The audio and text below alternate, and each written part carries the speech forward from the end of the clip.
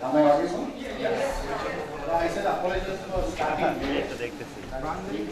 We ought to start at 9:30, but now it's 9:45. So what is the lesson that we learn as a mediator? Over the next 2 days, we will be on playing mediators. So what is the lesson that as a mediator you learn? No. I'm giving you a specific case. I said we are to start at 9:30, but we started 9:45. I started with an apology. Patience is must. Patience. Punctuality. Proper communication. Proper communication. Punctuality. Acceptance. Trust only. Anything else? Trust only. Come again. Trust only. Trustworthy. Okay. Anything else one can think of? Exceptional situations. Forced measure. Right. Anything else one can think of? Or let me put the question this way. As a counsel, let's say you are representing a party. As a counsel, you are late by 15 minutes. So what do you learn from that?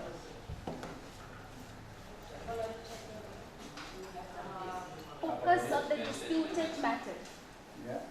And then it's not because you are a crisis manager, you will try to handle it with your utmost care. Okay. Patient in Okay. So everyone has got a different outlook on the delay. But let me tell you, there are 3 takeaways. One is either you be a mediator or a counsel for a party. You should keep up the time. You should be punctual. If it's 9:30, then it's 9:25. You have to be there. And why should you be there at 9:25 so that you get used to the new environment? And the second takeaway is, if you're late, don't blame on the environment. Don't blame that you were stuck in a traffic jam, or don't blame on someone else. Don't blame on your party that your party was not on time.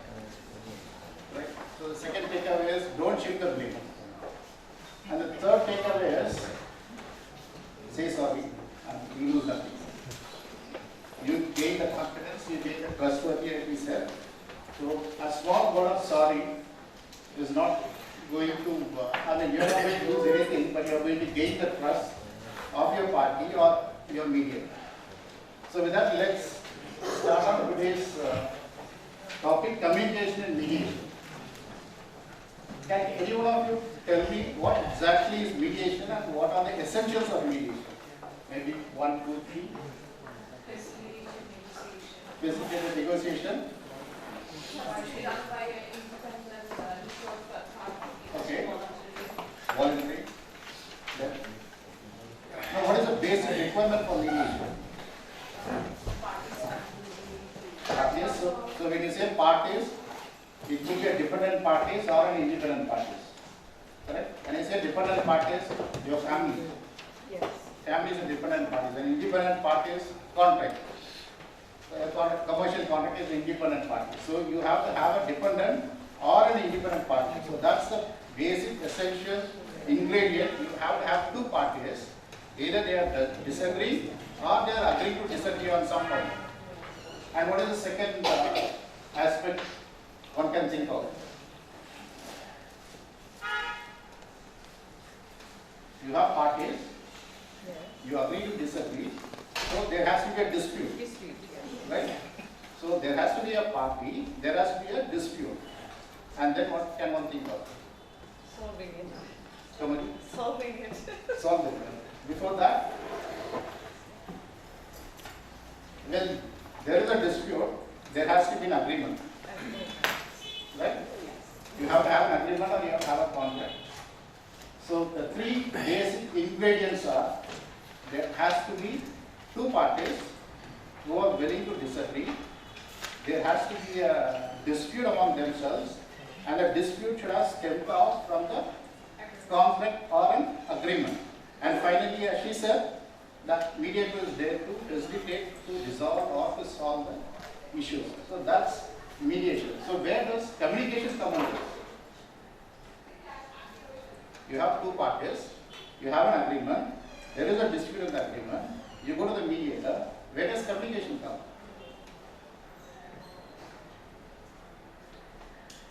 From the parties. From the parties, then From behalf of the mediator, and he facilitated communication between the parties. okay, communication between the parties, To know their emotion. emotions, Listen to the parties. listen to the parties. They want. What they want.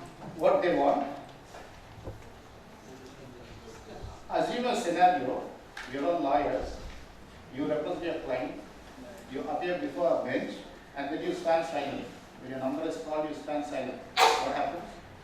Then the next one is called. The next number will be called. Try Right? to Next be number will be different. called. So similarly, in a mediation, a party has to open its mouth and talk and communicate. And that's called a communication. Right. What he wants, what he needs, what is the dispute, and what is he looking to get out of the dispute. So that's communication. And anything else one can think of what communication is? It starts with the opening statement. It starts with opening statement, Body language. body language, non-verbal communication, right? Non-verbal as well. Yeah, non-verbal communication, verbal communication. So the communication need not be between both the parties. If I am disputing with them, maybe I will not be happy to communicate with them. So I am not going to communicate with them. So that means my communication is not stopped. Probably I have a non-verbal communication, I frown at them, right? And I give them all sort of looks. So that's a non-verbal communication. And verbal communication, maybe because of my frustration, I abuse them. I'm sorry. So that's a verbal communication. So our communication is a method where you want to convey a message to someone else in the manner he understands. Let's say I do not know Bangla, and I'm being useless, sorry, and he doesn't know English, and I want to have a cup of coffee. So how do I convey? There should be interpreter. There should be an interpreter. What option is? What option is there should be an interpreter? Remember? Coffee is known to all over the world. So Yes. if you say I need coffee, Yes. what Coffee. It makes me desperate. Yeah, coffee. So he understands coffee. So that's the communication. So communication is nothing but the message that I want to convey, in which the other party understands clearly. So that's the definition, a simple definition for a communication. So having said that, let's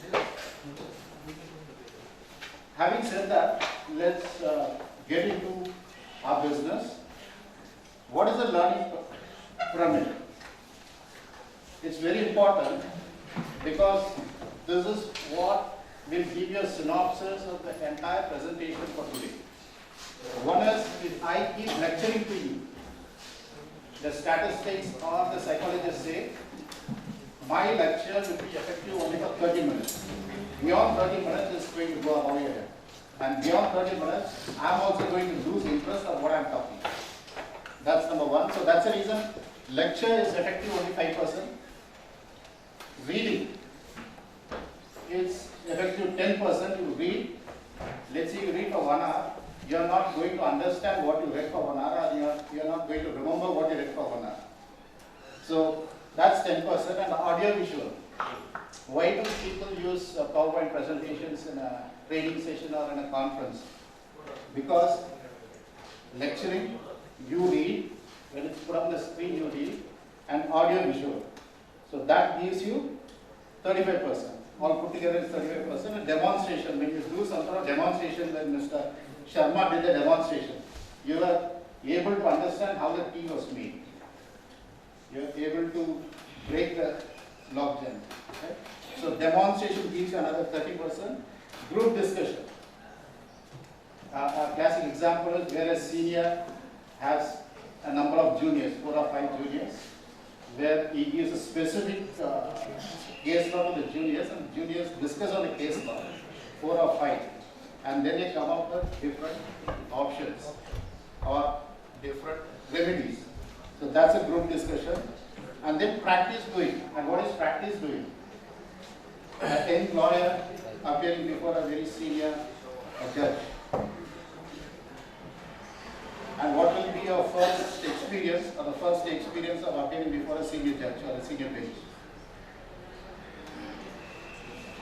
Won't you get tongue-tied? Right? You'll get tongue-tied. And then probably you will sweat. Probably you will have shivering. Then you will forget what you wanted to convey to them. Right? So these are the sequence. So that's the reason practice is very important. As lawyers, as mediators, as counsels appearing for parties, practice is very important. What exactly, how exactly you are going to communicate, how exactly you are going to make the other person understand what is your need, and how you are going to make the other party understand where the dispute is and how you are going to resolve the dispute is very important. And for that reason, practice is very important. And some of you in the last few days asked me how to become a mediator. So mediation, because you attended a training session, you got a certificate, doesn't mean you are a mediator. To become a successful mediator, you have to practice. Either you practice with a qualified mediator as this junior or as this assistant, or you practice with a mediator counsel to understand the integrities of the process. So that's very important. So that gives you 75%. So you study, then you understand, you read the papers given by your client, then he demonstrates what exactly, where exactly things went wrong. Then you have a discussion with your client, you have a discussion with your peers, you have a discussion with your juniors, and then you practice. You have practiced. So because you have practiced, you have a very high probability or a very high percentage of representing your client in a better manner. And finally, teaching others. As a mediators, when you step out after 2 days, don't restrict all that you have learned to yourself. Teach to your juniors or teach to others. When you teach others, then your knowledge increases. When you teach to others, you are very conscious not to make a mistake. When you teach to others, you go through the books, you go through the laws, you go through certain case laws to make sure that you don't make a mistake before your juniors or before your audience. So for that reason, you learn yourself first and then you teach. So when you become a trainer in mediation, you are still a mediator, you are still a learner, and you are only imparting what you have learned. Right? So this is going to be the learning pyramid. So I will not be lecturing, it will not be a monologue, I would expect it to be a dialogue. Is monologue a communication? It is. Yes. One way. Is it a communication? Yes, no. I would only one answer. Yes, it is. Yes? Yes. 2 years. Is monologue a communication? Yes. If I get only 3 years, then probably what I said probably for the last 20 minutes, I have not communicated properly to you. Right? So I started off with a definition. Communication is I wanted to convey a message which is understood by you or which you can understand by the means you can understand. So monologue also is a communication. And dialogue? Dialogue of course is a communication because both of us talk. If both of us stop talking, then is it a communication? It's still is a communication. Like you said, your non-verbal communication, your body language, your actions, your gestures. Yeah? So communications can be different ways and different manner. You can make one understand.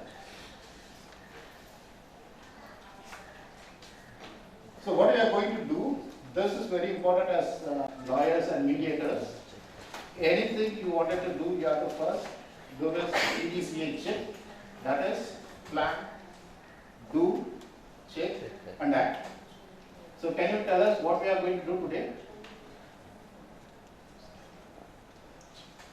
What is our plan today? Let's go on. What is our plan today? To learn communication and mediation. And what are you going to do?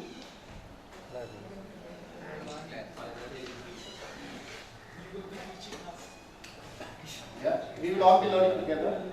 Maybe I know little more than what you know, so I am teaching. Or if you know better than me, then you will be responding to what I say. And then what is check? What we learn, we have to check. So that's for a demonstration. Yes, questioning session. Then the previous slide is a demonstration. So we are going to demonstrate what we have learned. And what is act?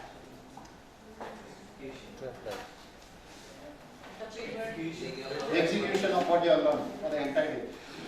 So any assignment or any job or any case matter or any mediation, this is the basic fundamental mantra one should keep in mind. Anything you do, whether it's legal or non-legal or some other work at home, so this is a mantra. So the mantra is you have to plan what you want to do, and then you should do it. What you have planned, you should execute it. Then you should check whether your plan has been executed or there is a variation. And then you have to act upon what you have planned. Right? So this is the basic mantra. I would urge everyone to keep this in mind, because this is going to be a very, very basic fundamental thing for a mediator to start as a young professionals to start. What is conflict triangle? The very first question I asked you, what is mediation? You said you need to have two parties, and the parties should have a problem, and the problem should be resolved. And how do you resolve it? You resolve through a process. And what is the process? Yesterday, Mrs. Geeta, Justice, retired, she spoke at length of what is the process. It could be community, it could be court annex, it could be a private mediation, or it could be the institutional mediation, and etc. So all these three are the important ingredients for conflict. So if there is a conflict, you have to have two parties who are disputing. Ma'am, should I continue, or you have something important to tell us? No, if you have important to convey us, we will also learn from you. Thank you. So the three ingredients are, you should have party A, party B, where there is a problem, where there is a dispute and there is a process. And assume for a minute there is no problem. You have two parties, party A, party B, and you have a laid down process. Will it clarify conflict? It will not clarify conflict. Let's say you don't have a process. You have only parties A, B, and then you have a problem. Will it clarify conflict? Why do you say it will not clarify conflict? No, I said these three are the main ingredients. These three are the essentials to define a conflict. If there is no process, you have parties A, party B, and you have a dispute between party A and party B, which is called a problem. Will it qualify conflict? You don't have a process.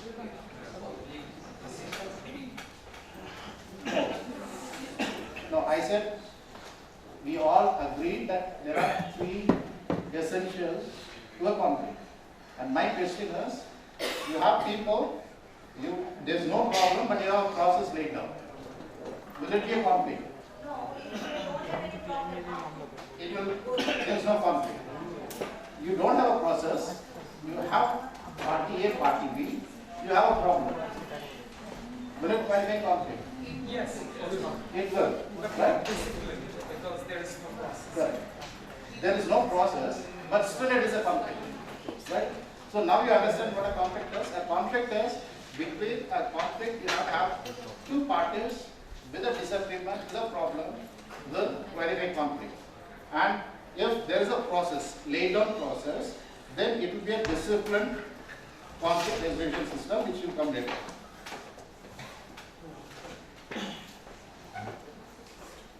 And what is a conflict? The definition of conflict: an expression struggle between at least two independent or dependent parties. We started with that. A dependent party could be a family, a dependent party could be a commercial contract parties. Who pursue incompatible goals, scarce resources, and interference from the other party in achieving their goals. So the takeaway is two independent parties or two dependent parties who proceed. It's not confirmed. It's their perception that the goals are incompatible, scarce of resources, and who is hindering the other party to do his obligation. So this is a very basic definition for what a conflict is. Is it clear up to here? I would appreciate if something is not clear, you stop it there so that we can clear it. So essentials of the conflict, we were talking about the three angles. One is the people, the problem, and the process. Here are some more essentials. A shared understanding that there is a disagreement. So party A, party B, they should share a common understanding. Yes, there is a disagreement. Conflict, yes, absolutely. So either it could be from a contract or either it could be other conflicts, family issues, or either it could be something else, civil matters. Well-being of the people involved needs to depend on each other in some way. So what does this mean? Is it contradictory to a conflict? If not dependent, there is conflict. Yeah. When they are dependent, not to be conflict. Can we go back to the definition? Two dependent or independent parties. Dependent. Yeah. So now do you understand what the second point is? The well-being of the people involved needs to depend on each other in some way. Let's say there is a conflict between a father and a son, or a mother and a daughter. It's a dependent party. So they are correct. So they are dependent on each other. So for that means there will be a conflict, and the conflict will destabilize the well-being of the parties. The people involved perceive that their goals are incompatible, meaning that they cannot both be met. So that's where the conflict starts. The root cause of a conflict is when party A and party B think what I think is correct, what he thinks is correct, and I think my goals, what the goals that I have set cannot be met by him, or he thinks the goal that he has set cannot be met by him. So that's a perception, right? That's illogical, you can say, but then it's not logical. So that's the third essential, and they are competing for resources. And all the conflict stems out of something. You need something, you want to extract something, and that could be in the form of resource, form of money, or form of anything else. So that's more important. So these are all the root causes one have to evaluate as a mediator. If a party comes to you and says, this is my problem, so the important root cause you have to analyze is whether it's a disagreement that both are shared. Maybe he will not have a disagreement, but I will have a disagreement. Right? So because That is resources made anyway. yes. So in this case, I have a disagreement with them, so I am not willing to achieve the common goal of a conflict or an agreement. So that will lead to a conflict. And secondly, I said the well-being of both the people. So he thinks good of me, but I think bad of him. So these are the very basic things. As a mediator, someone comes to you with a problem, you don't need to get into a bigger picture of how to resolve a problem or what is the problem or what is the quantum of the problem. You have to go back to the very basics, root level, the grassroots level, what we call it as, and understand these 5 issues. If you understand these 5 issues, then your mediation is complete. You are in a better position to inform your parties, or you are in a better position as a mediator to sit and negotiate with both the parties and competing for resources. Right? And the final one is each perceives that the other as interfering in the achievement of the goal. So these 5 issues are very, very important for a mediator or a counsel for a mediator. Because if someone comes to you with a dispute between both the parties, A and party B, let's say a commercial contract, then they can invoke arbitration, right? And in arbitration, you have a process. And in the arbitration, it's not within your purview. The arbitrator will take a final decision. You can't declare the decision to the arbitrator. Whereas in mediation, you are going to take a decision. So when you take a decision, you should know, you should analyze where the problem is. If you understand these 5 points, then you are a good mediator. You become a good mediator. Is this clear? Yeah. So any issues or any dispute that come to you for mediation, as a mediator, do not get into the bigger picture. Go to the grassroots, go to the ground level and analyze these 5 points, whether it qualifies any of these 5 points. It should qualify all 5, it should qualify 3, it should qualify 2, or it should qualify 1. So assume it qualifies 1, then you know exactly what you are looking for, and there is a conflict between both the parties, and you will be able to resolve that particular point. When you resolve or when you address that particular issue, then the resolution is there. Right? So what are the types of conflict? Conflict and conflict resolutions share a common understanding that there is a disagreement. You all agree to that, right? There is a disagreement between parties which will lead to conflict and conflict resolution. There are 3 types of conflict: personal, instrumental, and conflict of interest. Can you say what a personal conflict is? A conflict between 2 parties? Conflict Between 2 persons. 2 persons, divorce case, or family issues. Yeah. Family issues. Anything else? Neighbor issues. Anything else? Land disputes. Come on. Land disputes. Land disputes.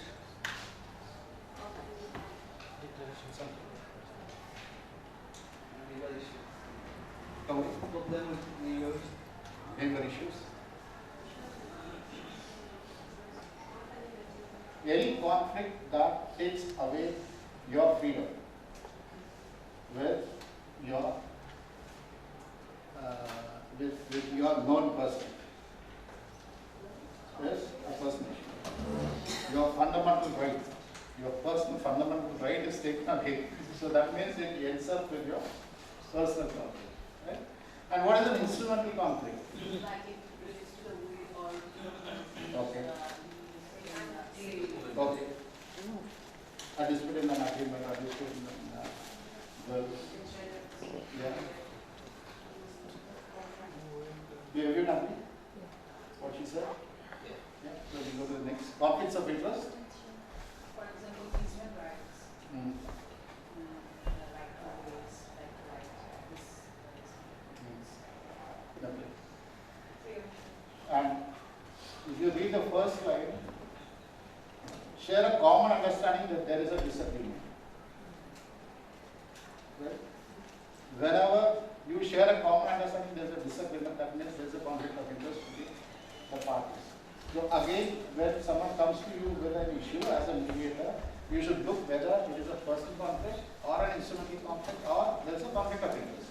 If it's a personal conflict or in all the three scenarios, you should go back to the 5 elements. Where does it fall? And if it's a personal conflict, then it's much easier because it's based on different parties. Then it's based on personal conflicts are based on emotions. Do you agree? Personal conflicts are based on emotions. Anti-fundamental issue. So, Anti-fundamental issue. let's say husband and a wife has a conflict and they come to you for mediation. They don't go to the court for a divorce. So that's based on pure emotions. And instrumental conflict based on the resources. Subject matter. The resources, right? Scarcity of resources. Yes. And conflict of interest?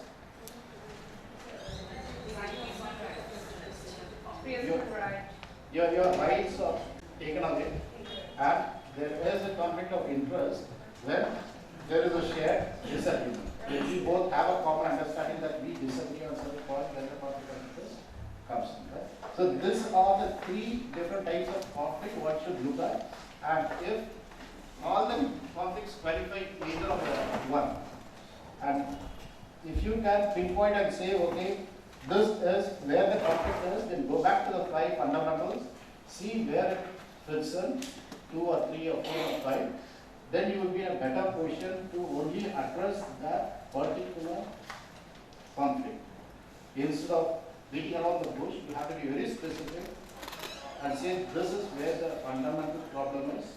If you both can sort it out, then the conflict you will have a resolution. This is what the stages of tension. I hope you are not tense with my lecture. So it starts with a difference. I have a difference with it, he has a difference with me.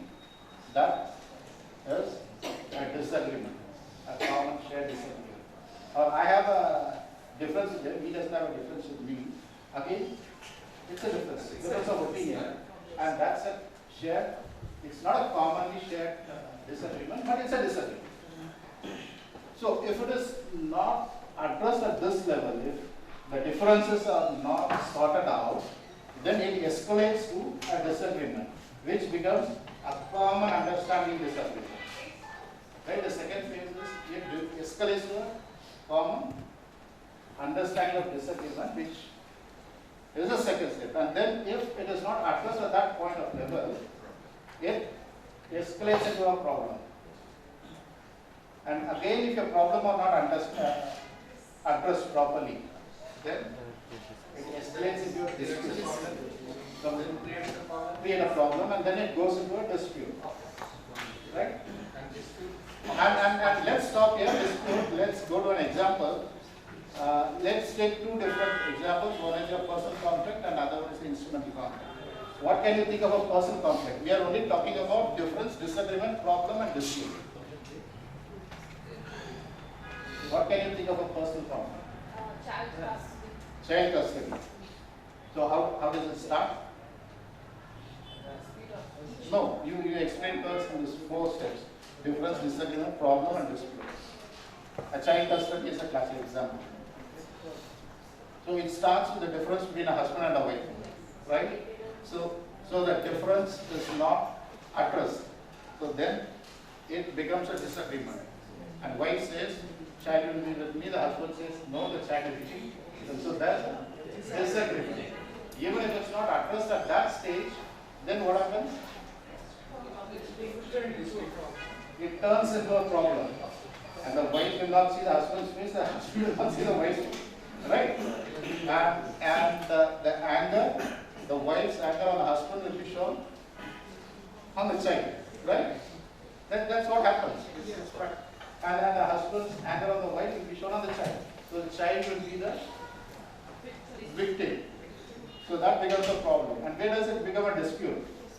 Problem based on problem occurs And how does the problem becomes a dispute in this case? Which side? Wife dispute her husband and place occurrence. Yes. You said something?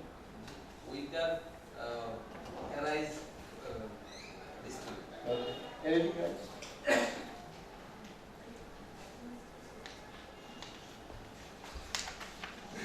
How does the problem escalate to a dispute?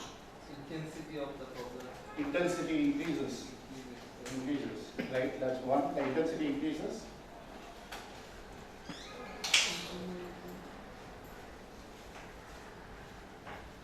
A dispute is where the wife stops looking for the husband. Right? Let's take a practical example. That's what happens in a family. The difference starts the husband and the wife. Then it becomes a disagreement, and who's the victim there? The child is the victim. Child is the victim. And then it becomes a problem. And when does the problem become a dispute? When the wife stops looking for the husband, or the husband stops giving money. Right? So it becomes a dispute. So that dispute becomes a conflict. This husband not given money with her wife. Yeah. Then conflict. Correct. Correct. So up to this level, you can use negotiation. Can be used to Solving problem. solve the problem when there is a difference? Yes? You all agree, yes? Yes.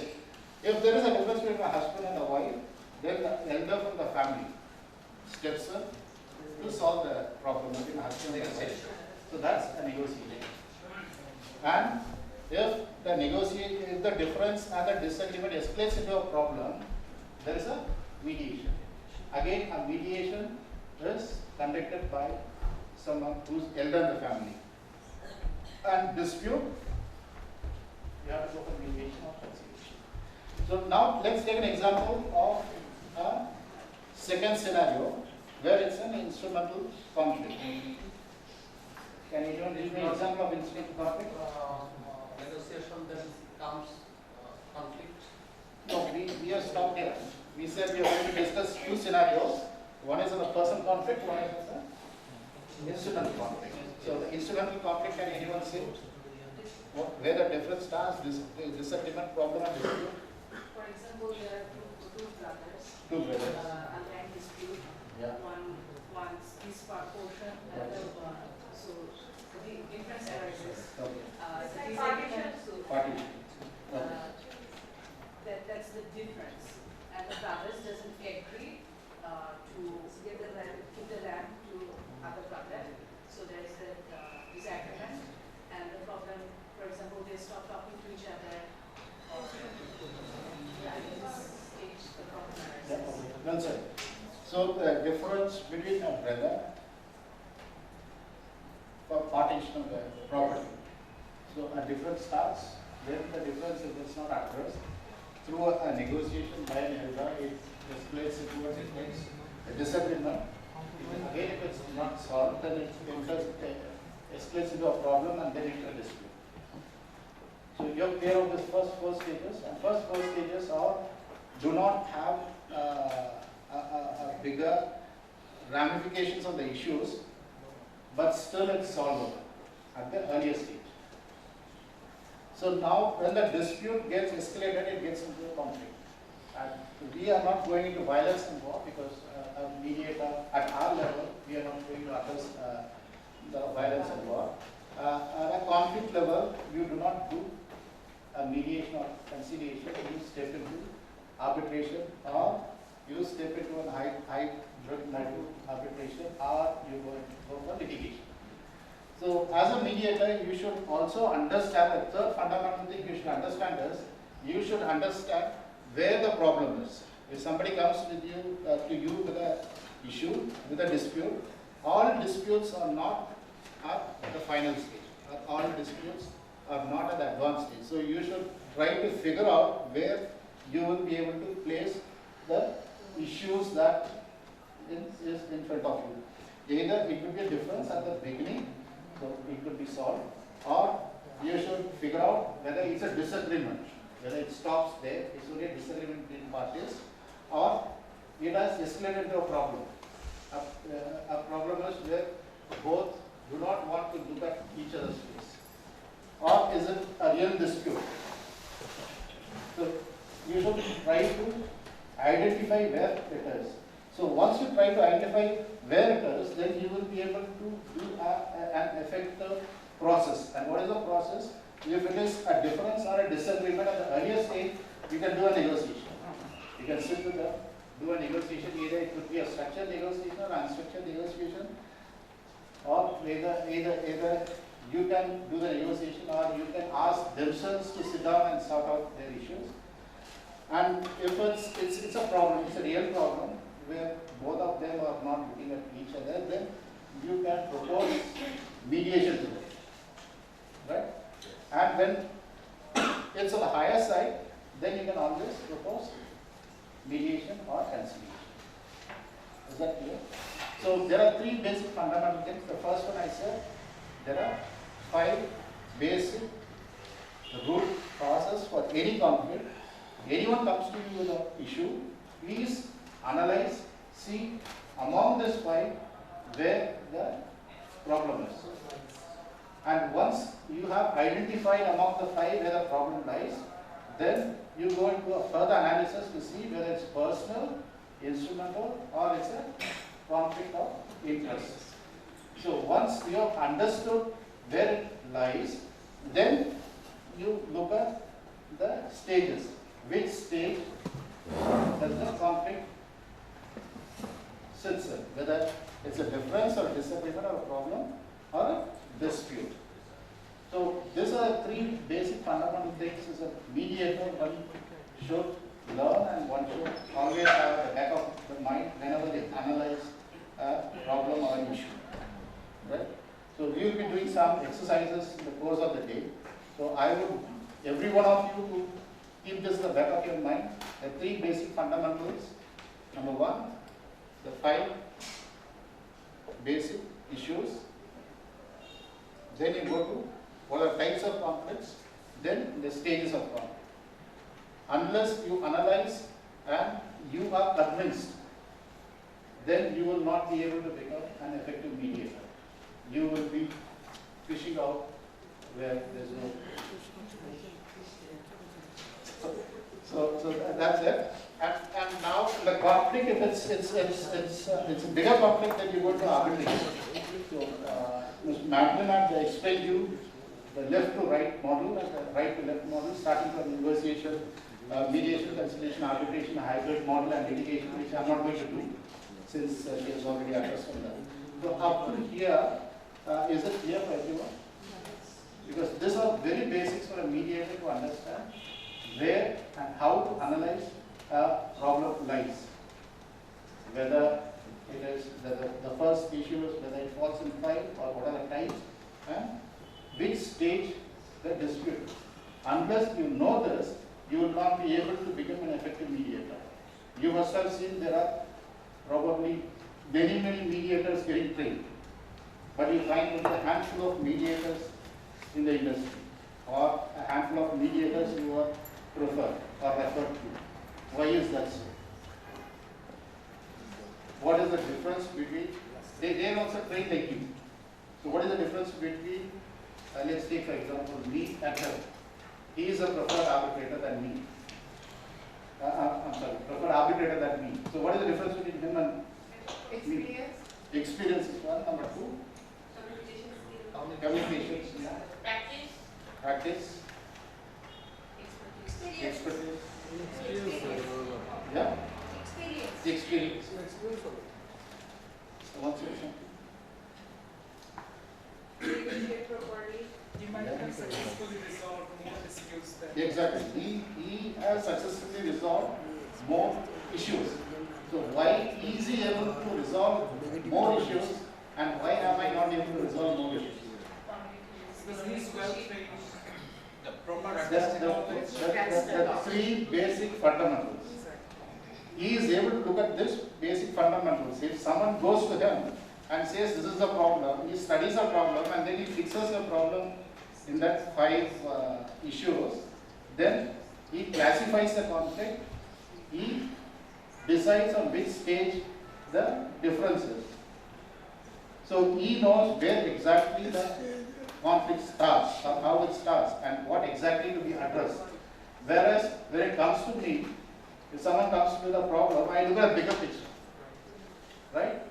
If brothers come to me, I always look at a bigger picture and see who's elder, who's younger, who's closer to father, who's closer to mother, right? That's an emotion attached. We will also talk about an empathy and emotion in the course of the day. That's an arbitrator shouldn't have. Whereas I have the emotion and empathy, that's the reason I'm not successful. He doesn't have the emotion and empathy. He goes to the basic fundamentals, that's the reason he is successful. Yeah, is that true? So this is where it makes a big difference from an arbitrator. I'm sorry, it makes a big difference from a mediator.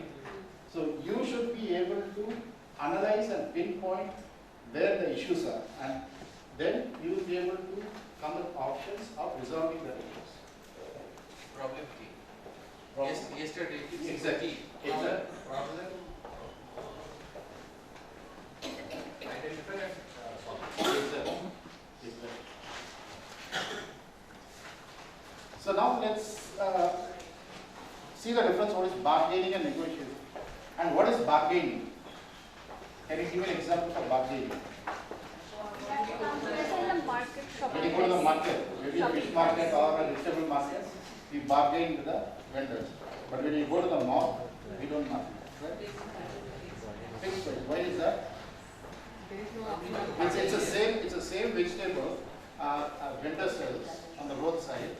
The same vegetable or the fresh vegetable which is on the mall, and you don't negotiate, you don't bargain in the mall, whereas you bargain with the vendor. Why?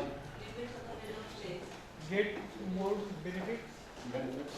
Yeah. It is written. Okay, it's a Mindset. mindset. Yeah. The stronger oppresses the weaker, right? You come to a roadside vendor, you are stronger and he is a weaker person. So you try to oppress him. When you go to the mall, you are weaker and he is stronger. So you don't bargain with him. Where there is fixed price shop, you cannot even bargain and cannot go for negotiation. Correct. No, I'm asking you why. But there is some terms and conditions. Yeah, That's correct. This terms and conditions. Even the vendor has got a terms and conditions. Yeah. He says, I cultivated the vegetable, I brought from the field, I transported it in my rickshaw, and I'm sitting here from the morning in the winter. Fresh. Yeah, and it's fresh than what you buy in the mall. But still you negotiate, bargain with them, right? We have a perception in our head that we don't have to pay the bills and all for Correct. doing his business, but on the other hand, the merchant has to pay a lot of money on their shop. So that's why they have to take more money on fixed price rather than giving the bargaining option. I understand. But it's a very basic, simple thing. Let's assume that you buy 1 kilo of potato or 1 kilo of fish. It's the same. The quality is the same. But still you prefer giving a higher price or an equal price in a mall without bargaining. And you bargain with a vendor and try to reduce, let's say, 1 taka, 2 taka, right? So that's Trying to self-opinion establish. correct. That's what I said. A stronger person is oppressing the weaker, whereas you are stronger and the vendor is weaker. When you go to the mall, you are weaker and the mall operator is much stronger. So you don't bargain with. It's showing the persuasion capacity. Correct. Capacity. Yes. So bargaining again is an attempt. Is an attempt to reach an agreement with terms and conditions. And bargaining need not necessarily end with an agreement. Right? Do you agree? You go to the vendor on the roadside, you bargain, and let's say if the vendor says, yes, I give you, then you buy, otherwise you walk out. So bargaining need not necessarily end with an agreement with terms and conditions. Whereas a negotiation is aimed to reach. So that's the difference between a bargain and a negotiation. A bargain might end successfully or might not end successfully, but a negotiation always ends successfully because it's aimed. Whereas bargain is an attempt. You are making an attempt, but here you are aiming to achieve something, to reach the terms and conditions. So as a mediator, you should also know what a bargaining is and where to negotiate. And bargaining is, you may be successful, you may not be successful. But whereas negotiation, you have been successful and you have to aim at being successful. For that reason, you should finalize the terms and conditions which both the parties are equally happy about.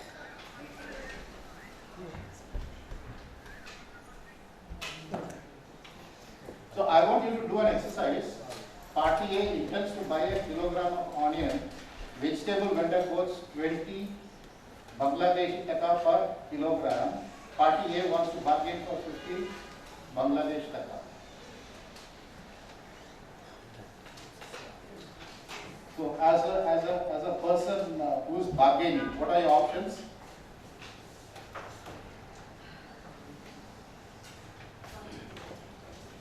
What options do you have? In this system, I will do that. Second. You can accept or reject. Any other option?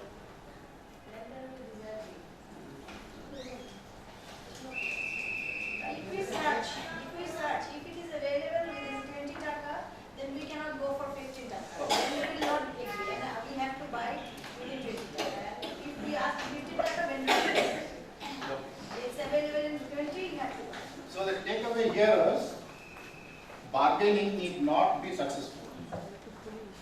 You have fixed your mind that I want to buy this only for 50 taka, and if the vendor is willing to sell you at a price of 15 taka, then you are willing to buy. If he says, no, I am not willing to sell you at 15 taka, and it's a fixed price, like in a mall it's a fixed price of 50 taka, then you walk off, do some other. So that's what I said, bargaining need not necessarily end with an agreement. It can be successful or it cannot be successful. Is this clear? Yes.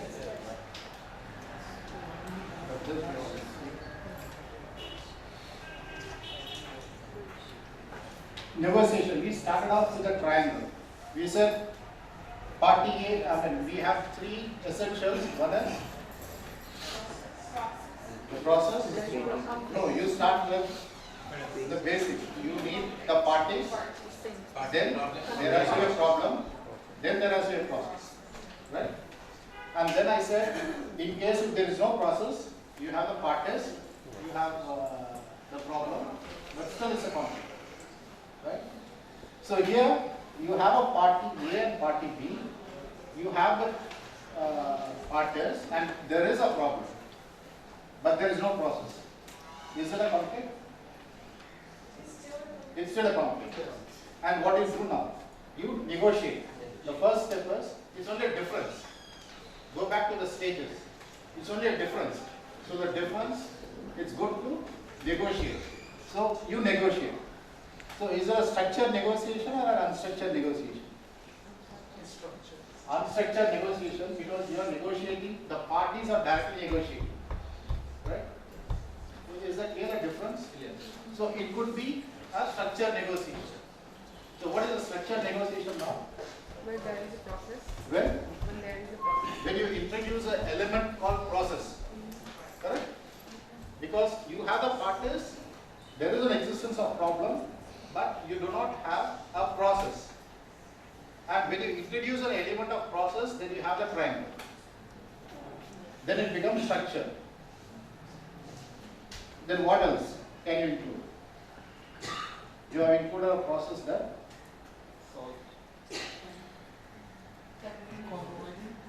Decision or English? Decision? Or English? Okay. Thank you. Right. So think as mediator. You get paid for it, right? A third party to help me bargain for a, sorry, Exactly. negotiate for a better. Exactly. You have parties, you have the problem, you have the process, but it has to be supervised. Or you need a third party between both the disagreeing parties. So that's where a mediator comes in. a mediator comes. So is it clear that the basic concept of the mediator is you start with the difference, the negotiation happens, and when the negotiation is transformed into a structured negotiation, you have a process, and the process introduces an element of a third party who is a neutral party, an impartial party, what all you all said, all the essential qualifications, and that third party is going to supervise or facilitate the negotiation in a more structured manner, and he is called a mediator, and the process is called mediation, right? So you all have become mediators. Once you understand this.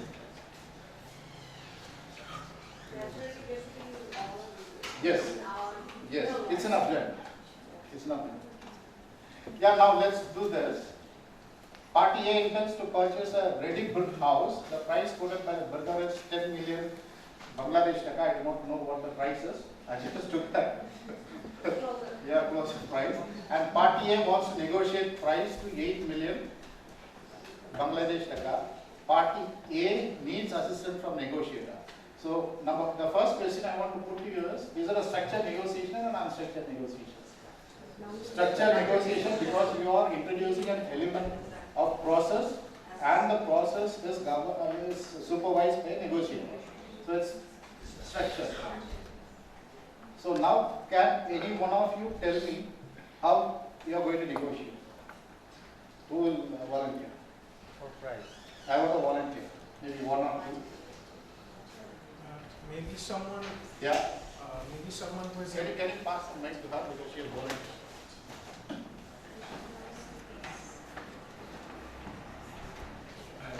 Maybe we can look to someone who is an expert in the field or has more idea as to the No, cost. you are expert in the field that you are Oh, I'll do the So negotiation. you're an expert, and I've come to you for assisting me as a. So I'm representing party A, OBC in this case. There's Or only tri- one party. We are not talking about party B. There's only one party. Party, Yeah. okay. I would try to do it in the sense that analyze the costs involved in building the house with being a negotiator or have more knowledge in this field. Then No, maybe I I want can. you to tell all your colleagues, as a negotiator, Right. let's say you're successful in bringing that 8 million Bangladesh taka. So I want you to tell everyone what process did you use and how successful you were in negotiating. Okay. I want you to tell us step by step. Okay, I'll try my best. So, initially, I would have both the parties in the room and then set their case as to why. Initially, I started off by saying You're not that. a mediator, you're a negotiator. Okay. Experience counts.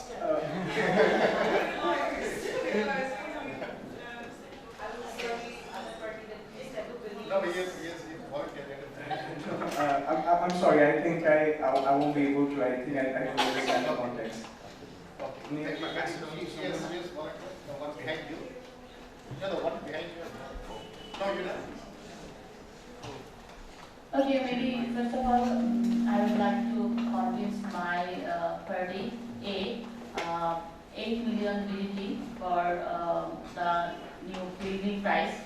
So, Excuse me.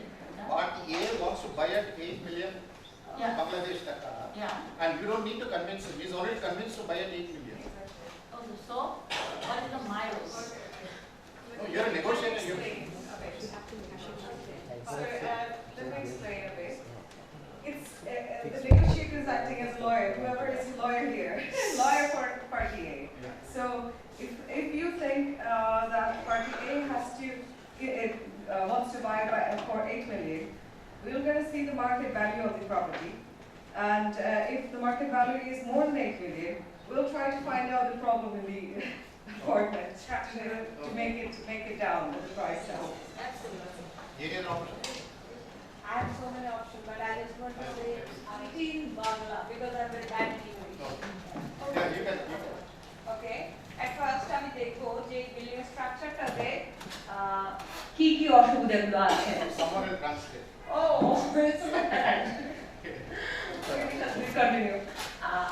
ওই building এর স্ট্রাকচারে কতগুলো flat আছে, ওই ফ্ল্যাটগুলোতে অতগুলো মানুষের জন্য lift সুবিধাটা কতটুকু আছে, এবং দেখবো আমি সেখানকার জেনারেটর, লিফট, পানি, প্রত্যেকটা জিনিসের সুবিধার অসুবিধাগুলো বের করার চেষ্টা করবো, ডিফিকাল্টিস গুলো বের করার চেষ্টা করবো। তখন আমি পার্টি বি এর জন্য, আমি এর জন্য বি এর সাথে নেগোশিয়েট করতে যাব যে আপনার বিল্ডিং এর স্ট্রাকচারাল এই প্রবলেমগুলো আছে, এতজন মানুষের বিপরীতে এতটা লিফট না, আরো বেশি লিফটের প্রয়োজন, জেনারেটর এটা না, ওই প্রোডাক্টের প্রয়োজন, তারপরে হচ্ছে তারা যে ম্যাটেরিয়ালস গুলো দিয়েছে, ম্যাটেরিয়ালস গুলো নিম্নমানের। দ্যাটস ওয়াই হচ্ছে আমি পার্টি বি কে আমি নেগোশিয়েট করতে বলবো যে আমি 10 কোটি টাকা না, আমি 8 কোটি টাকার ভিতরে আপনার এই প্রাইসটা রাখা উচিত।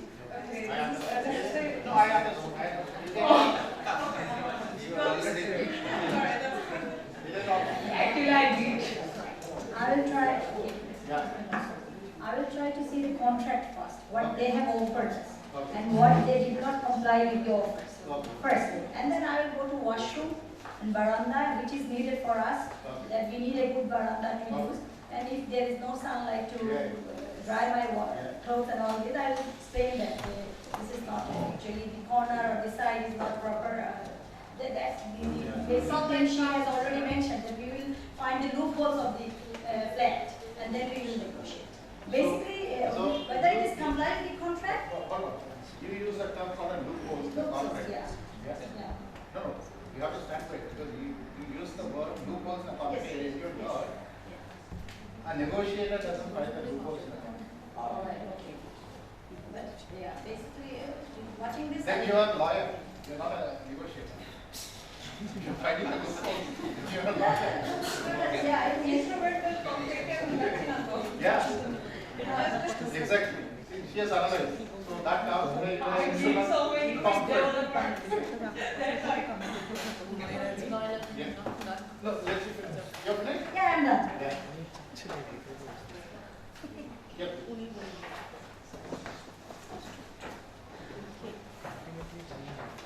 As my understanding, as a negotiator, the party A is interested to buy a certain amount, but the builder is offering some price.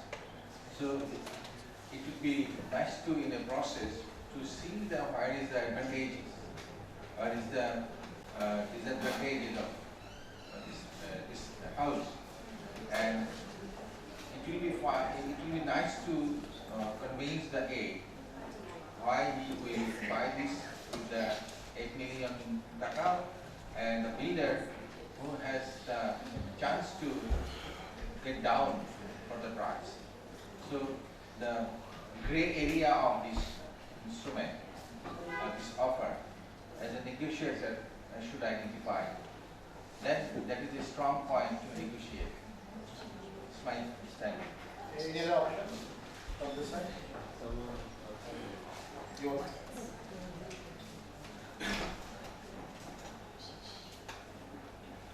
Being a negotiator, first of all, I will assess the property. I will assess the property.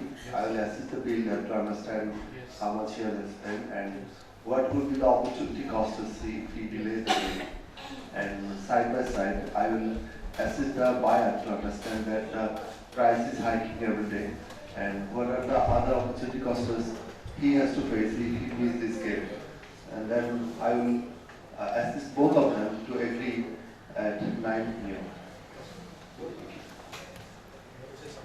First of all, I'm going to do the comparison between adjacent properties. That's what our other buildings are taking and in terms of cost. And I will offer the builders that in the same premises, other buildings are taking some lower cost than you are asking for. So I will just do it in that way. So making the comparison on those. I will try to convince the other party that he is not going to able to sell their building more than 7 or 7.5 million. So if, you're giving him no, I'm saying that he is not going to reach at least the 8 million. So if we accept this contract, he agrees and it is going to be a profitable agreement for the seller also. One important takeaway from our discussions from the 6 or 7 is that you're still in the framework of a lawyer. You have not come out of your lawyership to become a mediator. Right? Negotiator or a mediator. You're still within your framework of lawyering profession. So, to become a successful mediator and a negotiator, you have to step out of your comfort zone of being a lawyer to sit as a negotiator or as a mediator, because a mediator is impartial, then neutral, then. So all the answers you have said, does it qualify neutral and impartiality? No, it's a negotiator, you're not mediating, it's a negotiator. You're trying to negotiate. Yeah. So let me pick up a few points from what you have said and build up how a successful negotiator. Come in. So we misunderstood because you said that party A need assistance from a negotiator. So being the negotiator, I was representing party A, not the developer. You said it, you named it. The important takeaway from what you said is a mediator or negotiator cannot be absent-minded. No, that's very party A need assistance from a negotiator. Yeah, I understand, and you cannot misread the contents of communication shared between your parties or shared between party A and party B or shared between the parties and the mediator. If you are a successful mediator, you have to take your time to understand, read, and understand what exactly it conveys, because each phrases might convey different different meanings, perspectives, and again the cultural difference is there. Let's say if you are an international mediator, like you sit with an Indian and you sit with a Western party as a disputing party, then you have 3 different cultures, right? And 3 different cultures will play a bigger role. What you think this is an English, probably the Indian will accept and the European may not accept. He will have a different perspective of what we are talking about. So we have to be very, very careful to not to be absent-minded, not to read or misread or read between the lines. We have to call a spade and a shovel a shovel. We are going to be a successful mediator. So let me summarize from what you all have said. Number 1, negotiator will first look at the location. Correct? So that's a basic thing. You will first look at a location, whether the location is a developing location or a developed location or underdeveloping location. If it's a developing location, there is a possibility for you to, for your money to appreciate. If it's already a developed location, your money will not appreciate. And if it's an underdeveloped location, probably your money will depreciate. And go back to our first slide, we said scarcity of resources. Right? So that's the reason I said the entire today's presentation will be based on only the 3 slides. The basics, you have to read the basics. So the resources is very important. The resources might appreciate, depreciate, or it might remain static. So that's the first thing as a negotiator you should look at. Whether it's an appreciation side or a disappreciation side, depreciation side, or it's stagnating. And then someone pointed out the quality of the builder or the reputation of the builder. Right? What is the end product that you are going to get? You get a building and the second year there are cracks in your walls. You can't afford that, right? Because it's your hard-earned money unless someone gives a flat for free. Right? And the third thing what you will look at is the facilities, the amenities. And the fourth thing you look at is the accessibility. You have to commute to your office, you have to commute to the court, your children have to commute to the schools or colleges, so you look at the accessibility. And the most important is you will also look at whether it's a flooding zone or it's a non-trading zone. If it's a trading zone, then probably you are not going to buy the flat even if it's coming at a very cheap rate. Right? So these are some of the points. It's not exclusive or it's not inclusive. I'm just giving you few tips that these are some of the points where a negotiator should do his homework. So the takeaway from here is you should do your homework before you negotiate. You should know what you are doing. You should be thorough with your homework, with pros and cons. Then only you will be able to be a good negotiator, right? And a negotiator, I said, he always aims to have a successful completion of terms and conditions. And he is not bargaining. A bargainer might have a successful or an unsuccessful episode, whereas a negotiator should have a successful completion. Right? So let's have 10 minutes break and we'll meet at 11 and continue.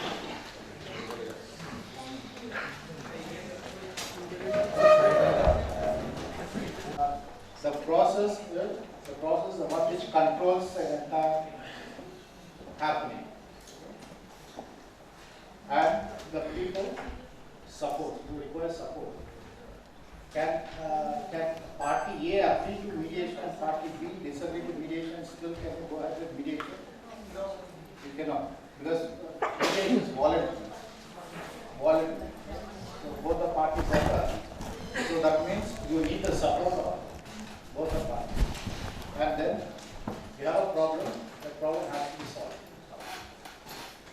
You have the entire process done and the problem is not solved. You have wasted your man-hours and you have wasted the resources. So mediation is nothing but a process that controls the entire gamut of the business. You need the support of the people and then the problem should get solved at the end of the day. That's the goal. So that's what we say negotiation is aim to reach a resolution with the terms and conditions.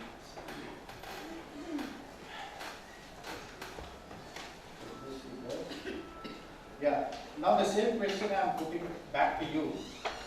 Party A intends to purchase a ready-built house. Price quoted by the builder is 10 million Bangladesh. Now Party A wants to negotiate price of 8 million Bangladesh. We did the exercise as a negotiator. Now I want you to do the exercise as a mediator. And how will you analyze? As a mediator, how will you analyze this issue? Let's say I come to you and say, there's a house which I want to buy, this is a ready-built house. I want to buy it for 8 million Bangladesh taka, but the quote is 10 Bangladesh taka. So as a mediator, what will be your analysis? We saw a negotiator how they will analyze, right? But as a mediator, what will be your analysis? First, we talk with the developer, what he wants to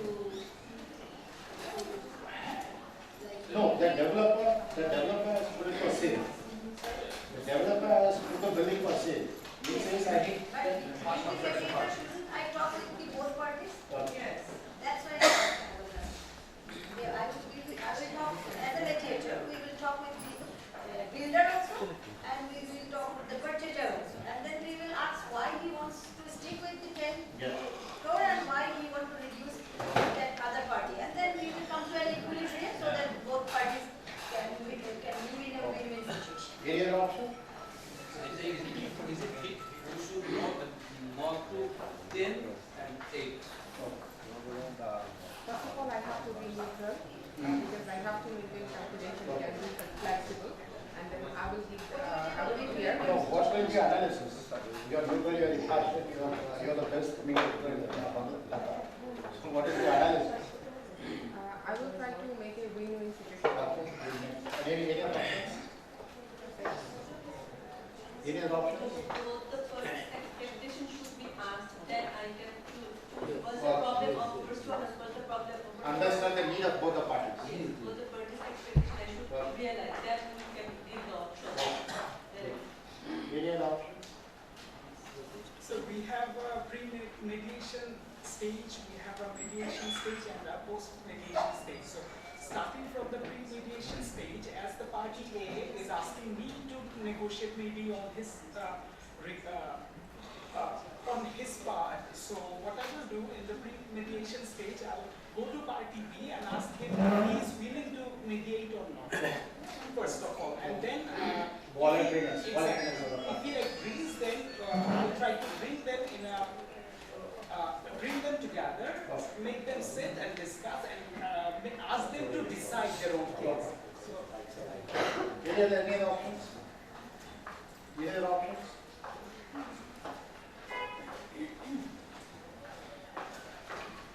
What is mediation? The basics. Can I make it short, please? Okay, আমি বাংলায় party A 8 crore দিয়ে দিতে যাচ্ছে party A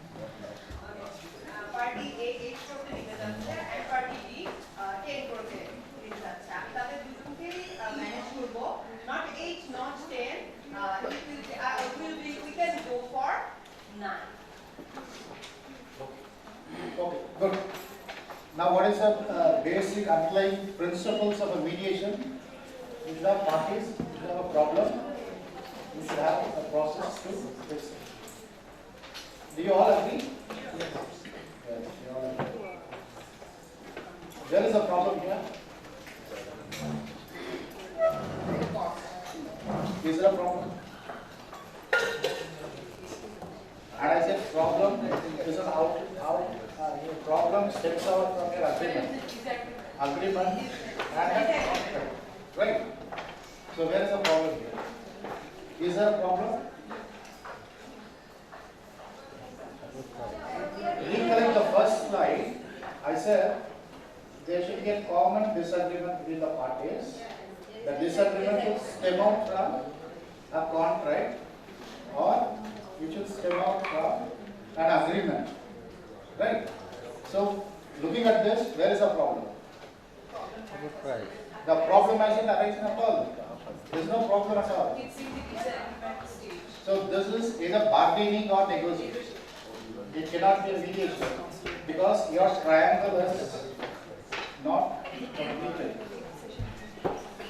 You have a process, right? The process is pre-mediation stage, a pre-agreement stage where you want to make an agreement to buy a house. Correct here? Right? And you have the support of people. One want to sell, the other want to buy. There is a problem. There is no agreement, there is no contract, there is no problem. When there is no problem, how do I get so many options? I shouldn't get any options, right? There is a problem. Yeah. I want to buy a flat. Correct. But not within 10 lakhs, but within 8 lakhs. Correct. There is a problem. It's a It's disagreement. a disagreement. It's a disagreement.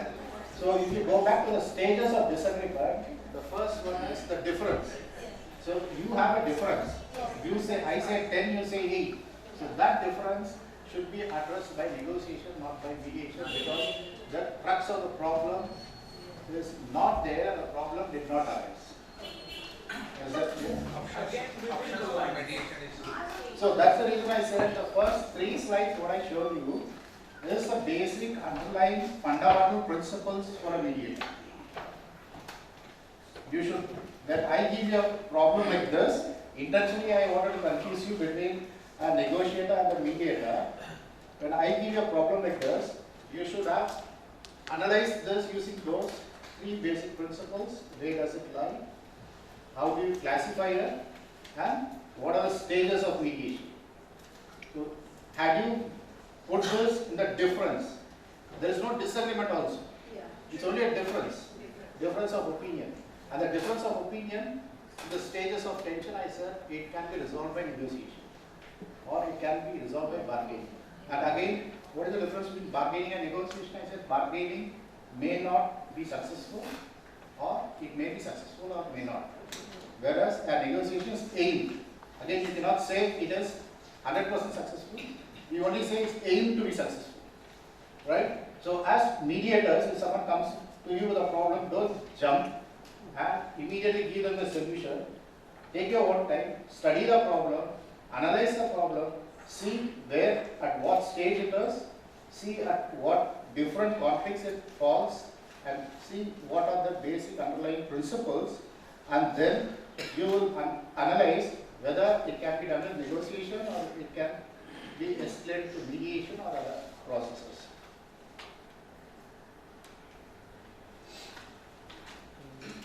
So, communication for a mediator. So, effective communication is the core of successful mediation. Now, do you agree with this statement? Do you agree with the first statement? Effective communication is the core of a successful mediation. So, to have a successful mediation, or to be a successful mediator, you have to have effective communication. Communication can be verbal or non-verbal, but when it comes to mediation, most of the communication should be verbal and written. Yeah? And the second statement is, many people take for granted the role of communication in relationships. Party A, party B, there is a difference and there is a disagreement, there is a dispute, which qualifies for mediation. But then we take granted for communication. I always think he knows what I want, and he thinks he knows what I want. So we do not communicate properly, but we take it for granted, knowing that he should be aware of my need and my requirement, and I should be aware of his need and his requirement, and that stops the communication. When it stops the communication, then your mediation will not be successful. Those who strive to become mediators need to approach communication as an area worthy of analysis and practice. That's why we did the exercise earlier. The same exercise for negotiation, we replicated it for mediation. Only to appreciate why analysis of the issue is required. Then it's the same issue, but it did not qualify mediation. It qualified negotiation. So that's the reason mediators need to be good in analysis. They have to analyze the issues, they have to break down the issues, they have to look where the issues are, where it fits, which level is it, which stage is it, then look for the solution. After all, mediators only need to use strong communication, not only need to use strong communication skills to understand a dispute and to connect to parties, they also need to help the parties to engage in constructive exchange with their own core communication skills may be at the heart of the conflict. The example I said, you are a Bangladeshi mediator, you have parties from India and a Western party. So there is a conflict of interest based on the language. So that cultural barrier will be there. So all these things have to be considered by the mediator when he is filling the chair of as a mediator to mediate between the parties. So these are the basic communication modes, it's Lasal's model. As we saw that it's all basically only the triangle. It will be on different prospects and different models. It's only a triangle. We need a communicator. Party A communicates or the mediator communicates. Then we need a message to be conveyed. So we need a communicator, we need a message, and then we need a medium or a mode. A medium is I talk, you listen, or I send an email, or I send you a notice, or I send you a letter. So these are different mediums and mode. And then there should be a receiver. I cannot keep talking to the wall, turning this side and talking to the wall. It's a communication. For me, it's a communication because I am communicating. But there is no receiver. So that means it does not qualify communication in a full context. Is that clear? So that I communicate, you're all there to receiver. So that's a communication. I'm talking, so that's a medium, and I'm the sender, and you're all the receivers. So then you receive, and then what happens? What effect it creates, or what changes it makes. I'm trying to explain to you, or I'm trying to share the knowledge what I have with you. So that means I'm communicating to you, you are receiving it. At the end of the day, how you use what you receive, whether it's going to be useful to you, whether you have learned something, whether you did not learn anything, or whether it's going to be useful for your career, is what it counts. So this is the entire gamut of communication. So you require a sender, a receiver, a medium, or a mode, and at the end of the day, what is the effect of this process? Yeah? So this is the basis of communication. And when coming back to the mediator, a mediator is a Newcomb's model where you have party A, party B, and here you are not transmitting or communicating anything. Here you are debating on a topic, you are debating on a problem. Right? Go back to the triangle, you have parties, you have a problem. So the topic is a problem. So the communication here is, you are trying to communicate, or you are trying to put forth your ideas of what went wrong and what is your requirement and what is your need.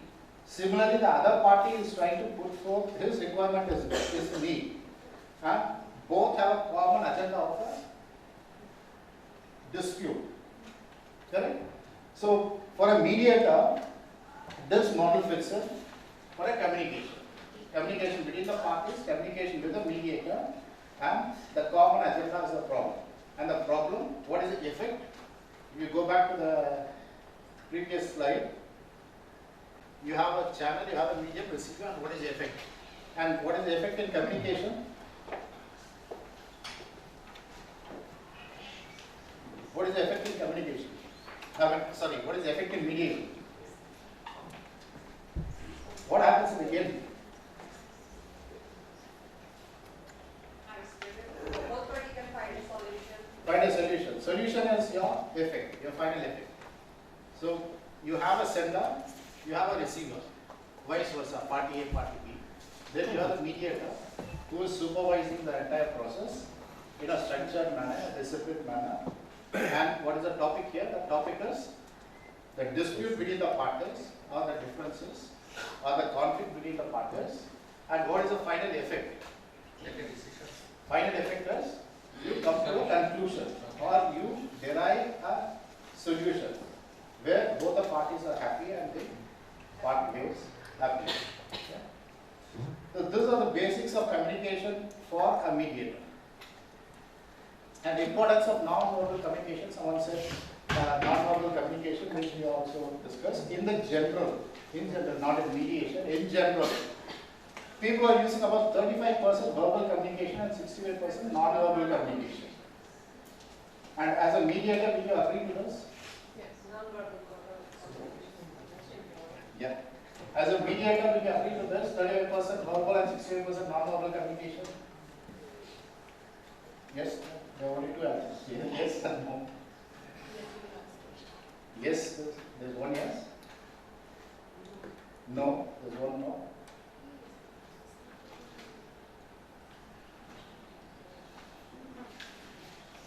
Is my communication clear to you? If someone gave questions, I'm not getting the feedback.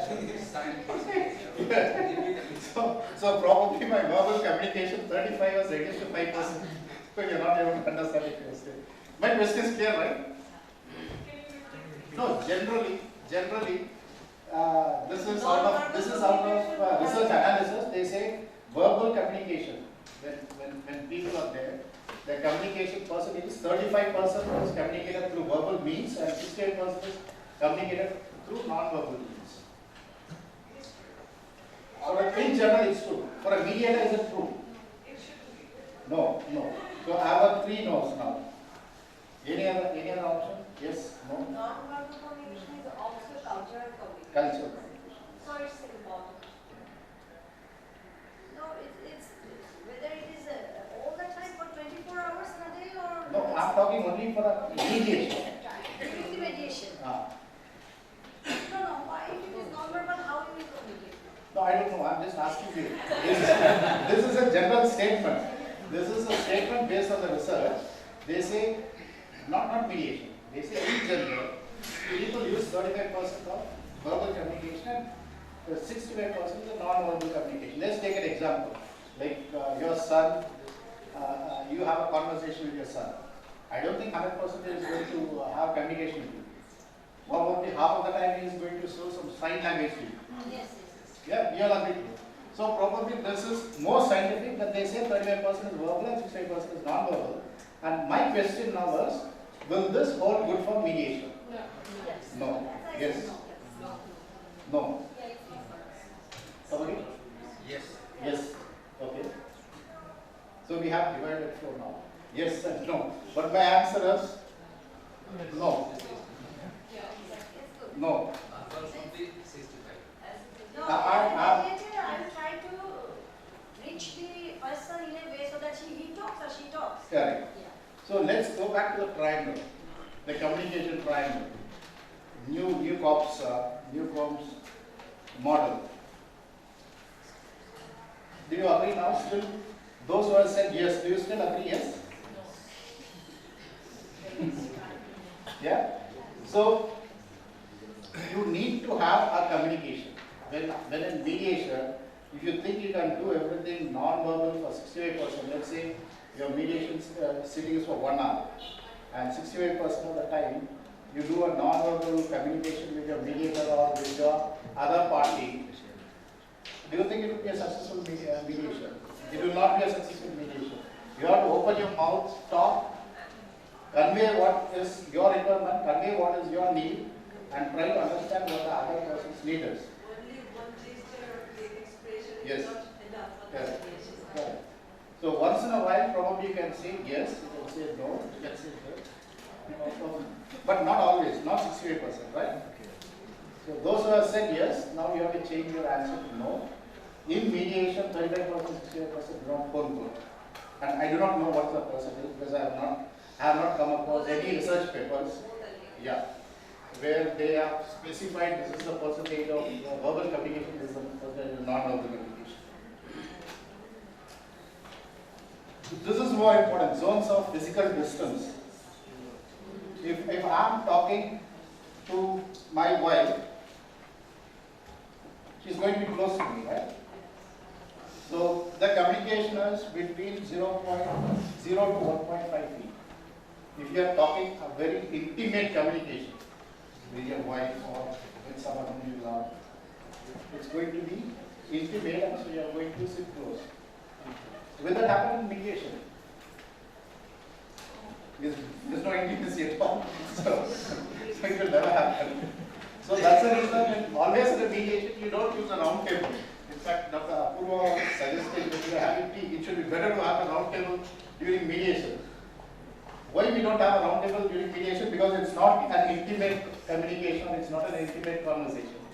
So that's the reason we don't have a round table. We always have a square, a rectangle table. Right? And if it's personal, let's say you're talking to your friend. Talking to your loved one or to your wife or to your husband is different from talking to your friend. So the distance matters. So it's said it's about 1.5 feet to 4 feet distance. Right? And if it's social, so again 4 to 12 feet.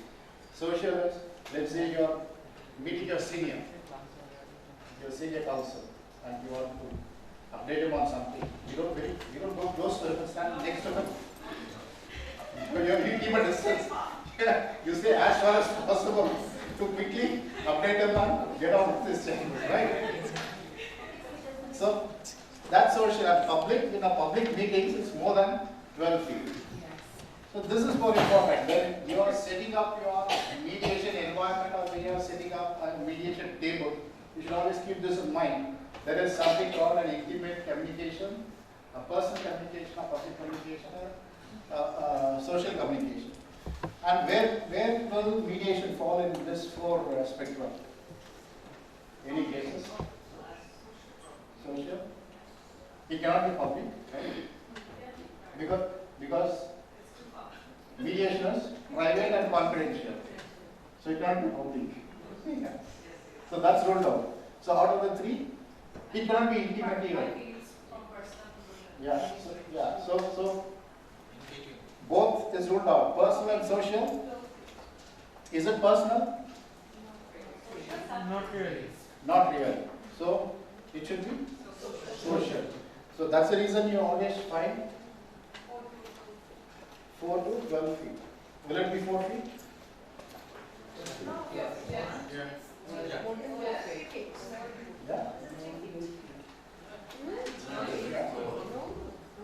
No, from point to point. So do you understand the difference? Yes. So in a mediation, your environment or your setup is always at a social distance. The social distance is about 4 to 12 feet distance. So someone might ask me a question, why is that less than 4 feet? Can you see that table? Less than 4 feet? Yeah. So what is that table used for? Any guesses? Maybe for personal. The juniors to take notes, right? In mediation, you have juniors or someone who's assisting you to take notes or to assist you with papers, right? Or a party A brings in his clerk or his engineers, they sit there to provide him notes and to provide him information, and that's the reason. That's much closer. So it qualifies under personal. Is it clear now? How you set up your mediation hall? A mediation hall has to be set up social distance between the parties and the mediator and a personal distance between your peer groups. Right? So this is very important. Probably when you walk into a mediation hall, you may not understand or you may not be you may not appreciate these little things, but it's all on a basic psychological or on a scientific evidences. So this is all based on certain evidences. That's the reason I thought it is more appropriate as a mediator for you to know. In case you don't get a mediation hall, you book a conference hall or you book a hall in a hotel, then you have to set up your system, right? So when you set up the tables for a mediator, then you should know at what distance you should set up the tables. Whether it should be a round table or a oval table or rectangular table, or how do you do it? And then on the sidelines, how do you set up table for your peer group? Yeah. So this is also more important as a mediator or as a counsel for a mediator. When you as a counsel for your parties, when you have to set up a mediation hall, this is more important. And now coming back to 7 C's of effective communication. I hope you must have all heard about 7 C's of communication before. If you have heard about it, then I can skip it. No? 7 C's of effective communications. One is completeness. This is not mediation specific, this is generic. But as a mediator, you should also know what are the 7 effective communications. One is your completeness. The other one is a clear speaking or your clarity in your speaking. Let's say I am from Tamil Nadu and my mother tongue is Tamil. And assume that my English is not good enough, or my English is also good enough. My English is not my first language or the second language. So what do? I think in my mother tongue and then I convey them in English. Do we do that? Unless you are born to an English family, unless your mother tongue is English, you have a fluency. Your brain and your action will all synchronize. If you are from Bangladesh or from Dhaka, even though you have your education outside Bangladesh and Dhaka, the normal processes, you think in your mother tongue and then you convey in a different language.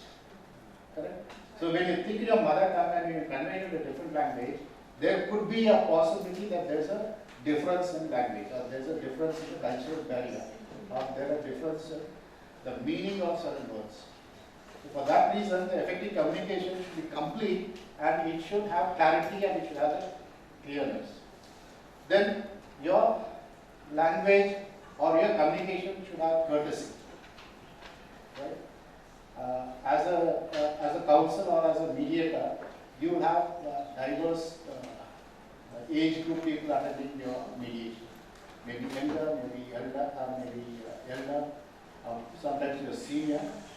If you sit as a mediator, sometimes you're senior appears as the counsel for one of the parties. So there are a number of ways. So the number of ways when your senior appears before you, or when a junior appears before you, will your courtesy be the same? No? Okay. Any other answer? But it should be, Yeah, it should be. Yeah. regardless. Yes or no? It should be has two meanings. Yes, it could be yes or it can be more diplomatic negotiation. Should be reasonable. It should be reasonable. And the effective 7 C's of effective communication educates us that courtesy calls for everything. Courtesy should be there, whether it's your junior or is your senior, when you're sitting in the chair of power. Yeah, your politeness and your courtesy should be equal. And that's one of the very important characteristics of a mediator. You should be impartial, you should be neutral, you should be polite, and you should be an observer, you should be a listener. Right? And the fourth one is correctness. In the morning also we discussed about this correctness. When I come here to lecture, or when you train your juniors, you are fully equipped and you are fully updated on the subject to deliver a talk or to discuss with your juniors. For that reason, whenever you talk, it has to be correct, factually correct. You cannot say, I think, or you cannot say, I guess, or you cannot say, probably, could be. As a mediator, you avoid all those ifs and buts. You have to be sharp and you have to be to the point, and whatever you say has to be factually correct. So that's the reason we said we should not misread the statement made by your parties. We should not misread the statement submitted by your parties. So you should grasp what it is. And second one is you have to concentrate. The concentrate on the communication is more important. I should not jump up to answer before I could understand your question. Let's say you are asking me a question. I should wait patiently for you to complete the question before I answer. I should not assume on behalf of you that this is going to be the question. Many a times you do that. Before your client puts you a question, you answer his question, but his question will be something different. Right, so always have the correctness and concentrate on your communication. Don't overreact or don't be over smart to quickly jump and answer the questions. And then we have consciousness and consideration. We should always consider what the other party is trying to let you know, or what the other party is trying to inform you. You cannot say, I am the mediator and I am the judge and I know everything. Or a party cannot assume, I know everything of my contractor than the mediator, and the mediator do not know what exactly has happened or what exactly has transpired. He is a mediator, he is a trained mediator, he or she is a mediator, they are trained mediators, and they know what exactly to, how exactly to analyze and what exactly to look at and what exactly to pinpoint. So the party should not underestimate the mediator should not underestimate the parties. So these are the 7 C's of effective communication for a mediator in general, and more specifically, a good mediator will always follow the 7 C's of effective communication. One is the correctness, the fact of what you communicate, the correctness, the completeness, the courtesy. Then you have you concentrate on what you talk, and then you have consideration and consciousness.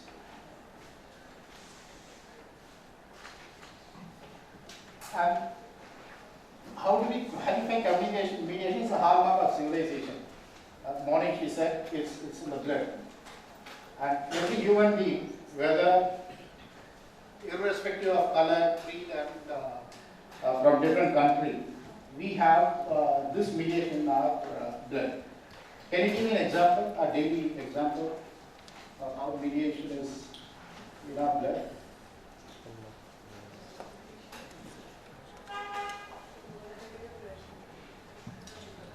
Let's say you're walking in a court corridor.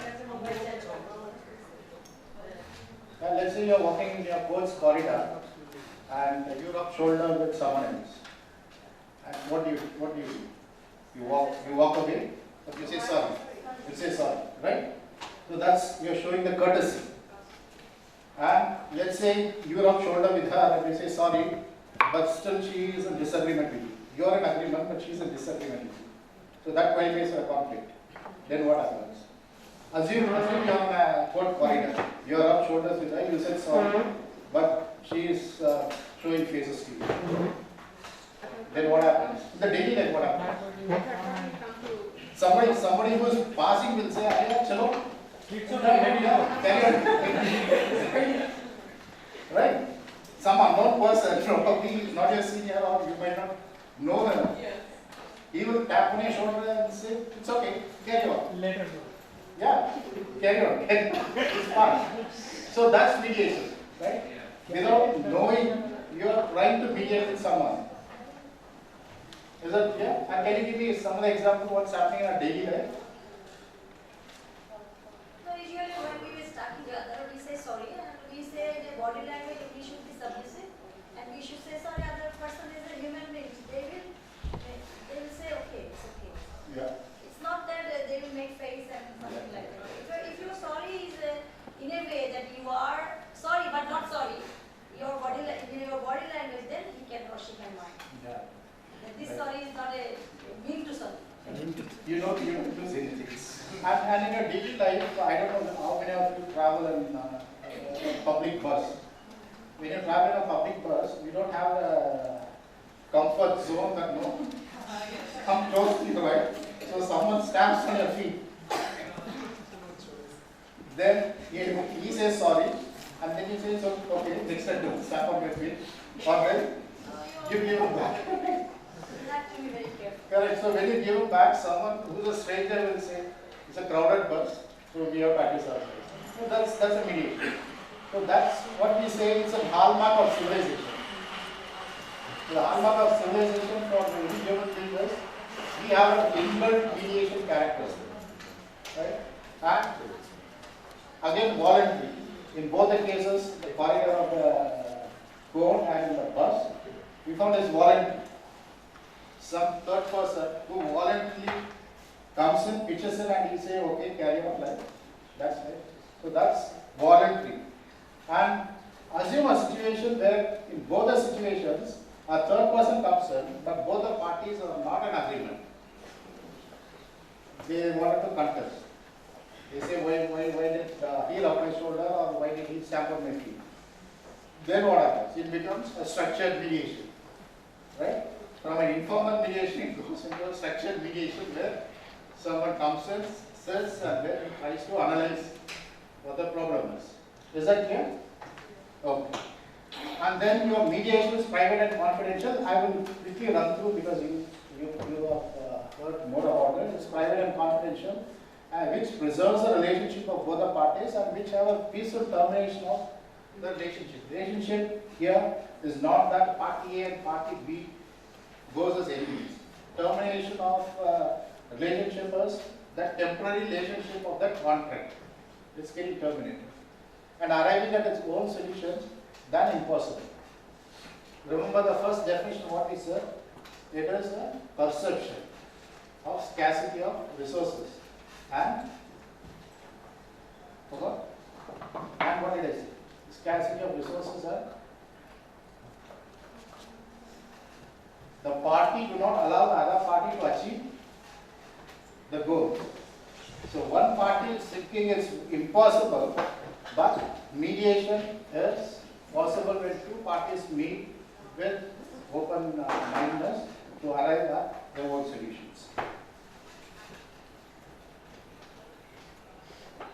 Yesterday, Tanushri also spoke about dispute of between sisters for knowledge. It's a very universal example that everyone gives. Whenever mediation is thought or a mediation is framed. And here, what is the takeaway that we have? Tanushri informed us yesterday, and someone rightly narrated the entire story. I'm not going into the story, but what are the takeaways? Analyze the three factors. What I said, you have to analyze the problem and find where the problem is. And can anyone say where the problem is, or the three factors? What we learned this morning? How to handle the orange? No. This is the case. Yeah, we learned three underlying factors or the parameters. Can you tell me where this fits in? Let's first talk about the stages. Is it a difference or disagreement or conflict or dispute? Disagreement. Disagreement?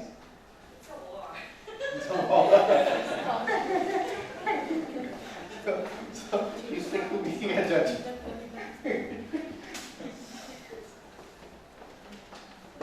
Difference of. Difference. It could be difference or it could be disagreement. Either one of them, right? Arising a problem. Arising a problem. Correct. And then the second, what are different types of conflict? Personal. And then out of the 5 criteria, where does it fit in? Come on. A shared disagreement, that there is a disagreement. There is Disagreement. common. No, you tell me the whole thing, make everyone understand. Common understanding that there is a disagreement. Correct? Do you all agree? How do you analyze And this? they are competing for a resource. Yeah. That is the orange. Right. So we all heard the story yesterday, but I am giving you a different dimension, a different perspective. As a mediator, how will you solve this? Yesterday we all heard and we said, yes, we know the story. But now as a mediator, how will you solve it? Go into the basic 3 fundamentals. Number 1, he rightly said, this stage is between difference, it could be difference or it could be disagreement. And it is a, what is the type of conflict? It is a personal conflict. And the third one, out of the criteria, it is a common understanding to disagree. And the disagreement can also be for a resource, right? And also each perceives the other as interfering with the achievement of their goals. So, Right. yeah. So the sister is thinking because of the brother, he is not achieving her goals, and because of the There is no goal. Yeah. So you have 2 criteria fulfilling. Out of 5, you have 2 fulfilling. One is resources. The resources here is one wants the food, the other wants the tea. Right? And the second one is a common understanding for disagreement. And both have a common understanding to disagree. Right? Now as a mediator, what will you do? You have analyzed the entire issue and you know where the issue lies. And as a mediator, what will you do? Think of the practical daily happenings at home. Your mother mediates between you and your sister. I will want to know why they want the orange. Mediator will search for compromise. Yeah. Want to know what is it? Anything else? Mediator want to know their demand. Demand. Correct. No, let's for a moment, let's forget, mediators, let's think of a practical situation at home. Your younger son and the younger son or the elder daughter and the elder daughter has the same situation at home. As a father, as a mother, how will you mediate between your children? At first, I will invite you now. Let's be very, very clear. You have identified It is a difference or a disagreement. And differences can be sorted out, or a disagreement can be sorted out. And what is this difference and disagreement? It is on a personal conflict. And what is this personal conflict? They both have a common understanding to disagree. Correct? And it's on the resource. Now let's go back on the reverse way. What is the resource here? Orange is the resource. What is the common understanding for disagreement? One want the fruit, one want the tree. Right? To have the whole orange. Correct, to have the whole orange. Right. Yeah. So one want the fruit, the one want the peel. So is your criteria being sorted out? Yes, no? No, we are going reverse way. So your resources is orange, and the next difference is that both have a common understanding for disagreement. And what is the disagreement? One wants the fruit, the other wants the peel. Correct? The problem is that they want the fruit, Correct. they want the orange, Correct. but they didn't decide what they want. Exactly. And then go one step higher, it's a personal conflict. And go one step higher, it's a difference or a disagreement. Now how will you solve it? Simple. You have identified what is the source is orange. And what is the common disagreement? One wants the fruit, the one wants the pulp. And if it goes for litigation, what will be the outcome? They cut it to half. They say you take 50%, you take 50%. Right? Solomon's stone. And as a mediator here, you have identified the resource and you have identified the common understanding for disagreement. One do not want a fruit at all. One wants only the peel. One wants only the fruit. So as a mediator, you will say, you cut it into two and give the peel to party A and fruit to party B, and both are happy. Do you understand how do we solve this? So this is a universal example, but this is how we have to solve it. It's not that we say, okay, the mother came and she said, okay, I will give you this, I will give you that. No. As a mediator, you should go back to the basics to analyze how to solve it. So you should see where it, at what stage it is, what is the what is the different types of conflicts, and where the conflict lies, and then try to solve it. Is it clear? Do you appreciate this? Now, theory of negotiation. There are two types, which is zero-sum negotiation and even negotiation. Assume the same example. Both the sisters, they want one wanted the pulp, one wanted the fruit, the other wanted the peel. And both did not agree to come for mediation, or both did not agree to come for negotiation. So what happens?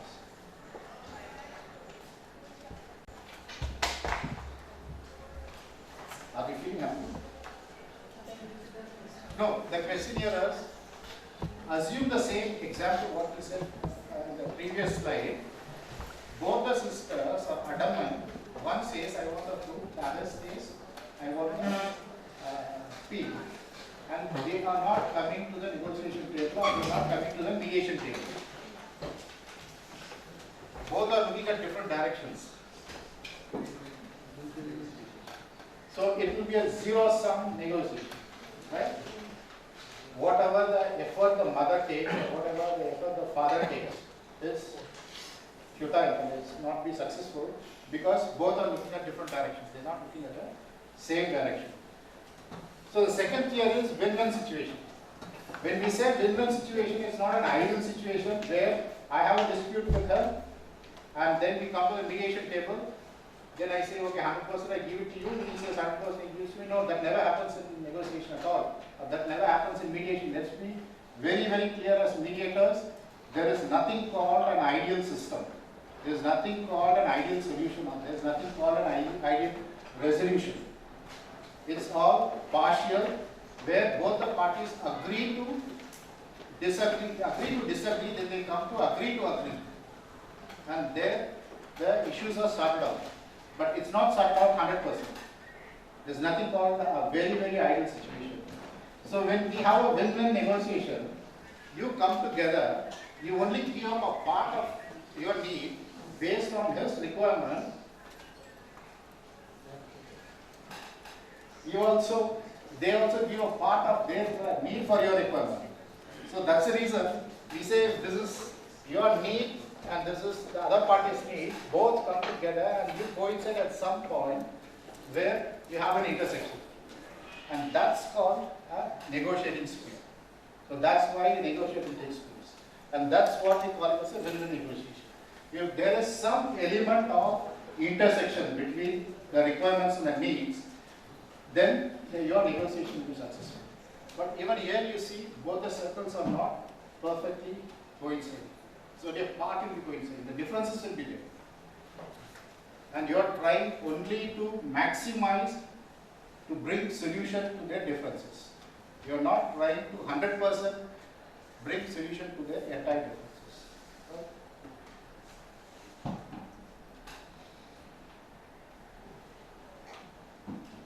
This is, again, we have to go back to the orange example. Your needs, other needs. Party A needs a fruit, party B needs a pea. When they don't look at each other, it's a zero-sum negotiation. When they try to see the issues together, then it is a win-win negotiation. A win-win negotiation is you try to understand what is your need. My need is I want the food. I have got nothing. And what is other need? What is his need? His need is he wants the food. He doesn't need the food. So I understood what is my need. I also understand what is his need. Vice versa. And then we come to an intersection for negotiation where we are assertive of our positions. We are not giving up our positions. As mediators, please understand the parties do not give up their positions. The parties will stick to their positions. And your skill is to allow them to negotiate and come to a solution. Come again? But yes. And your needs are very aggressive. I want everything. Correct? If you look at zero net negotiation, I want everything. I want the full pie. Correct? But when you understand the other needs, so correct. So from aggressiveness you go to passiveness. Can you appreciate this? From aggressiveness you go to passiveness, and then you are sympathetic. You are empathetic to other person's requirements, and then you come together, but you do not give up your position. You assert your position. Within that framework, you negotiate, and then come to a win-win situation. That is called a win-win situation. So, as mediators, please keep in the mind there is nothing called a party is going to give up his position. If you are a mediator or if you are a counsel for a party, please keep in mind that a party after 2 sittings or 3 sittings, he will come to you and say, okay, I give up, let him take everything. That never happens. And no one is going to give up his position. What he is going to give up is from assertiveness, he is going to come to a passive state where he will have an intersection and he will be assertive. It's something like a give and take. So that's where a negotiation wins. And as a mediator, this is one of the very important aspects for us to know that everything is not negotiation, and whatever is negotiated is not an ideal situation.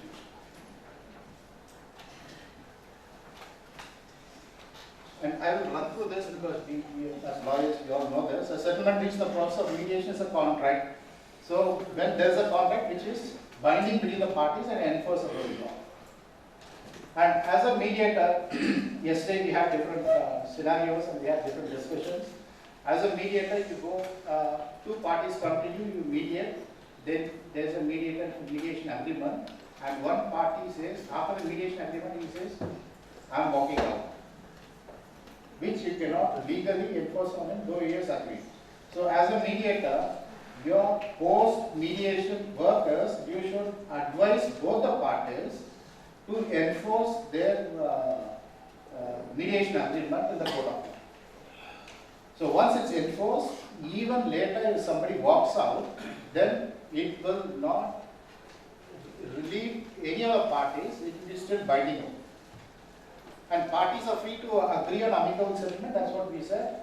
There's nothing called a 100% ideal situation. They only partly agree, partly disagree to come to a solution, even ignoring the legal entitlements and liabilities. This underlying is more important. They come to negotiate for a solution for an amicable settlement, ignoring their legal entitlements and liabilities. So, as a counsel and as a mediator, you have to take off your hat of a lawyer and put on a hat of a mediator, and do not emphasize or do not overemphasize on legal aspects. Because when both the parties come, the resolution or the negotiation, the resolution based on the negotiation is based on certain ignoring their legal entitlements and liabilities. So when they are ignoring their liabilities and entitlements, as a mediator you cannot say that civil procedure code says this is what it is. Then you are trying to get another problem added to a compound, another problem. So as a mediator, you have to be very neutral. So you have to take off your hat, put a new hat of a mediator, and understand that there will be a situation where certain legal entitlements and legal liabilities will be ignored in settlement. And settlement options, there are two options. One is creating options, one is evaluating options, which we have been discussing right from the morning. One is creating options is nothing but lateral thinking and creative, innovative, inclusive, non-linear, non-traditional methods. I hope everyone can understand this.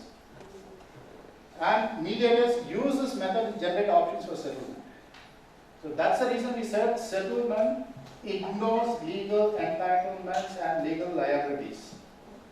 Because it is creative, it is innovative, it's non-linear, it's non-traditional.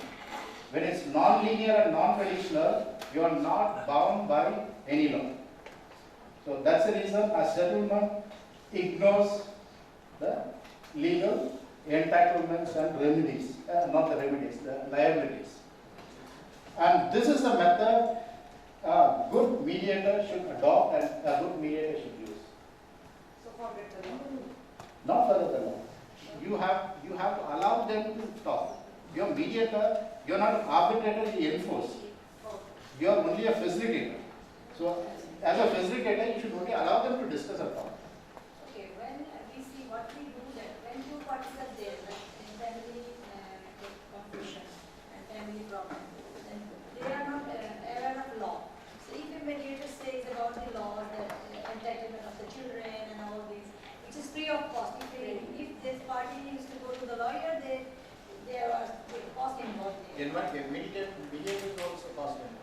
Yeah, mediator cost fees involved. are for the Yeah, mediator. they moderate rate. No, it's not moderate fee. It's expensive. Yeah. Mediators fees are much higher than arbitrators. We are supposed to.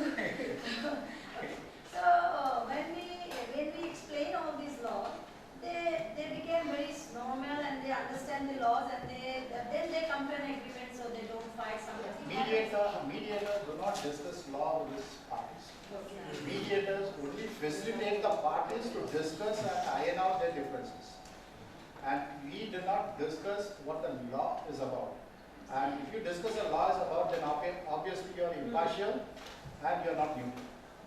No, we are discussing with both the parties. We are informing both the parties equally. That what is the, if you go for... Let me give you an example. If there is a dispute between a husband and wife, custody of the child, and they come to you for a mediation, and then you are discussing and you are informing them the law.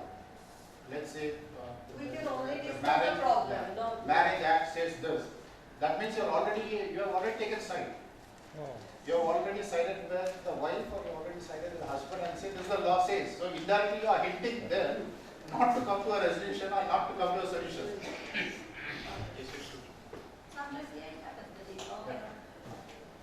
So for that reason, that's why we said it is a non-traditional and a non-linear, creative and innovative method. This is what a good mediator should always adopt and use. And the next option of settlement is an evaluating option. The evaluating option is what we had learned, the three basic fundamentals. Linear thinking is logical, that's what we linearly thought. That the example of the orange, we said the underlying issues. And traditional, rational, and fact-based. And can you go back to our orange exercise? It's fact-based. We said we went from resource, orange, it's a fact.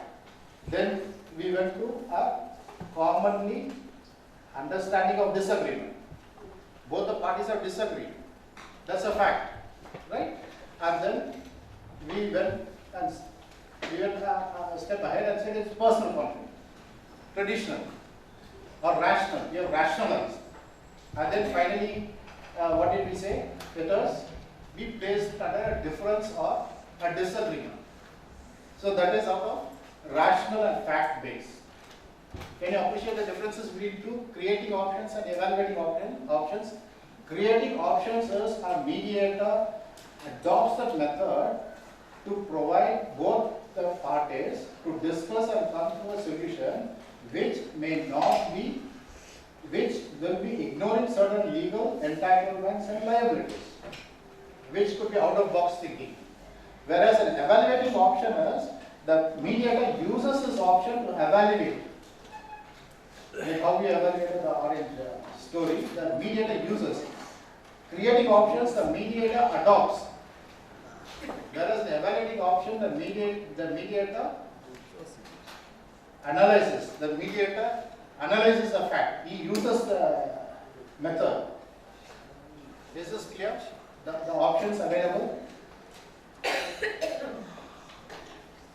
And the agreement is classified as confidential. Whatever the process it takes in mediation is confidential and classified. Mutual agreement may be a public document if agreed, and if it's allowed by the law, it can be made public.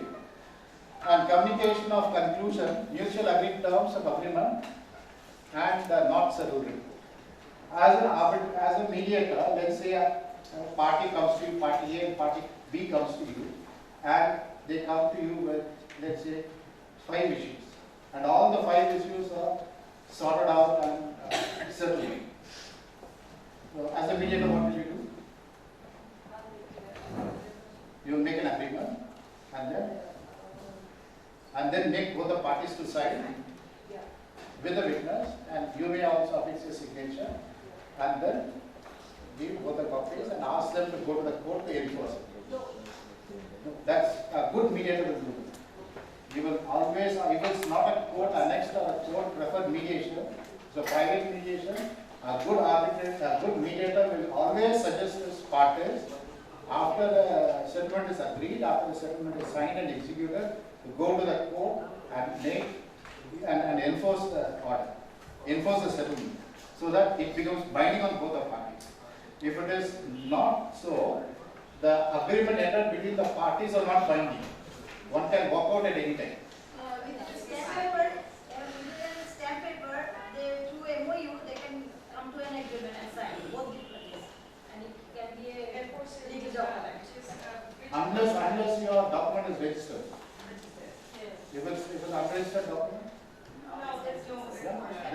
it's always better to say, rather than registration, you can go to the court and get it enforced. If both the parties are willing, the court will be more than happy to enforce it the same. Right? A good mediator will do so. If it's not a court annexed mediation,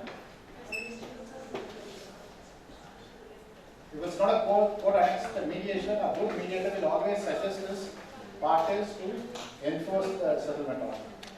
And out of 5, only 3 is settled and 2 is not settled. A party comes to you with 5 disputes, and out of 5, 3 is settled and 2 is not settled.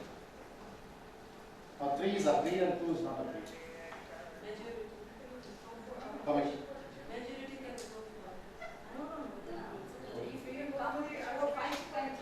I'm draft the agreement based on the ones agreed, Yeah. proceed with that, and leave the two for further mediation or further discussion. So whatever is agreed, make an agreement. If they come with you with 5 disputes, 3 are agreed, make a settlement agreement for 3. So that means that remains settled, ask them to go enforce it in a court of law. And what happens to 2 if it's not agreed? Do you make a summary of it and say you are not agreed, or what do you do? And again, discussion is needed. You have completed your mediation. Out of 5, 3 is agreed, and you have arrived at a settlement agreement for 3. Both the parties sign, witness sign, you also have the signature. If required, then you ask parties to go enforce it. And what happens to balance 2? They have to negotiate. It's all done, it's all completed. It's done after. Do you make a summary of that and give it to the It will parties? mediation. It will be complete mediation. If that too is not all is baby. Can we make a summary clause in the agreement and write all the summary of Okay. under- Any other answer? Does it just stay as open issues? Okay. A good mediator will not address anything which is not solved. He will only say 1, 2, 3 solved. This is the agreement. 3, 4 not solved. He will only write not solved, not settled report. He will not create any report at all, because your mediation is private, confidential, and personal. It is not a public document. So once you give a summary of a report stating that 4 and 5 are not settled, not solved, that means it becomes a public document. So a mediator has got no business to write a summary of how it's solved. A mediator has got no business to draft the agreement for unsolved issues. Is that clear? So as mediators, please keep this in mind. Many mediators do this mistake. You do not do this mistake when you sit as a mediator. If the issues are not solved, you will not give any report. You will only say party A, party B, this is the issues, 1, 2 is the issues, and the reporters not settled. That's it. Only one line you write, not settled. Just should be noted. Okay. Just should be noted. Correct. It's not settled. That's all. We will not write any summary, or we will not give any order or an agreement. Not even any note. We will not write any note. You will only say it's not settled. That's all. Only one line, not settled. So please keep this in mind as mediators. You sit as a mediator to draft an agreement. Yeah. For unsettled, Agreement, please. yeah, for unsettled issues, you will only write not settled. You will not deliberate. You will not write any note on that. You will not add anything. You will only say not settled. You will not even say the parties negotiated, the parties did, the parties are, they did not come to a conclusion. No, it's only one single line, not settled. Sir, when you send someone to the court for enforcement, let's say, as you said, that a good mediator would do that. Yeah. But what is the mechanism with which you will follow? Because if there's no pre-existing case, let's say, and there's no direction from the court, and it's just a private mediation, and you just draft this agreement, then what's the step that they should take? Like, what's the procedure? Obviously, it depends on the law and the legislation of the land, but what is your usual experience in that field as to how it is No, enforced? the usual experience is only enforcing your order, enforcing your agreement. Either you can find it in your arbitration agreement, or you can find it in Specifically, fact যেটা হয় যে even your civil procedures, if both the parties come to an agreement and a settlement, which can be enforced by law. And I do not know in Bangladesh, India happens in one day. You go file on the same day. Because it's mutual. No, you can file in the CPC. Right, CPC, but we have to initiate the case first. No, you don't need to initiate the case. You don't need to initiate the case. You just go and say this is the agreement. Let's say for an example of mutual divorce case. You don't need to initiate a case. it's agreement. Yeah, it's an agreement. You have to go before the judge and say.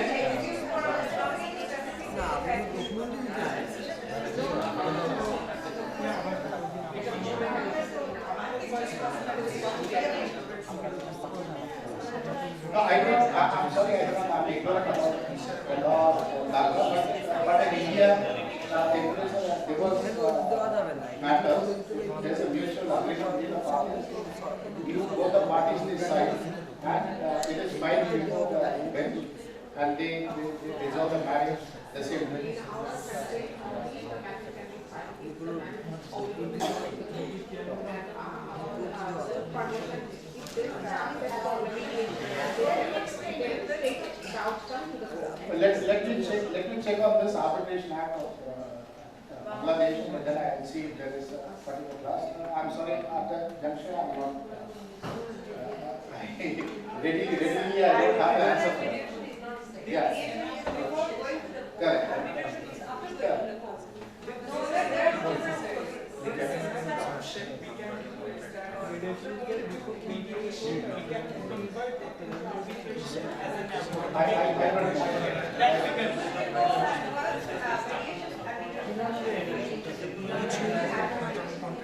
Let me check the act and we come back to you. Yeah. In our country, in case of litigation going on, mediation can be proceeded during that period of litigation. On which, and that period, the litigation shall be stopped during that mediation period. And the mediation report shall be submitted before the court. And then, if the matter is settled before in the mediation, then it would not go further in the litigation. And then there will be an enforceable decree. Yeah. No, but it should be not initiated, right? So it is a compromise. It can be a compromise. No.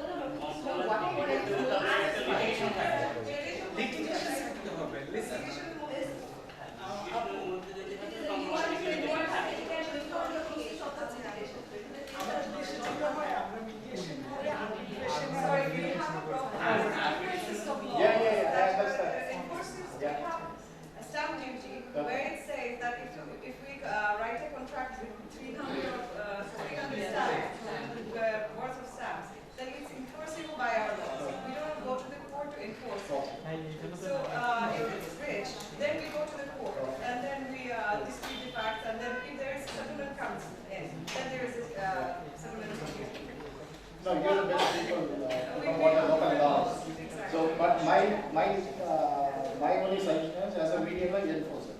Sir, there is law, in section 45 of Publication Act. We can enforce the adversity which has gained or obtained from the arbitration. That's an arbitration. Yeah, arbitration. Not the mediation. Mediation settlement act. Not in mediation. We can go again in arbitration and make the mediation settlement as an award. What your cost is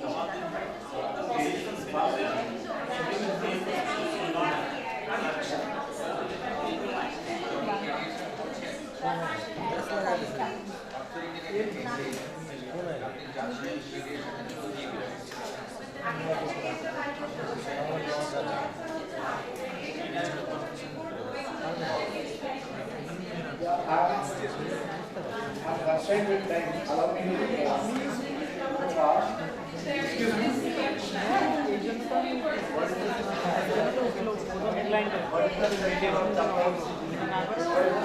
No, I thought that's what I said.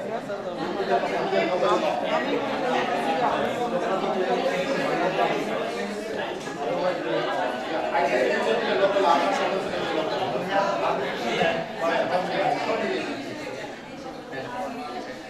let me rush because I have concern of my parties reach agreement. We have seen creating options, there are two options, creating options and evaluating options. And if parties are adamant in their respective stand, then we go for evaluating options. And what are the excuse me? Yeah, what are the options we have? We have Patna, Vatna and Malna. One is the best alternative for negotiated agreement, worst alternative for negotiated agreement, and most likely alternative negotiated agreements. And what is Patna? Where both the parties try to come together and try to resolve it. And what is Vatna? It's a worst. Parties are adamant and they don't come together. And what is the most alternate, which partially they come together. Let's say you have 5 disputes, all the 5 disputes are resolved, we have partner. Where all 5 disputes are not resolved, you have partner.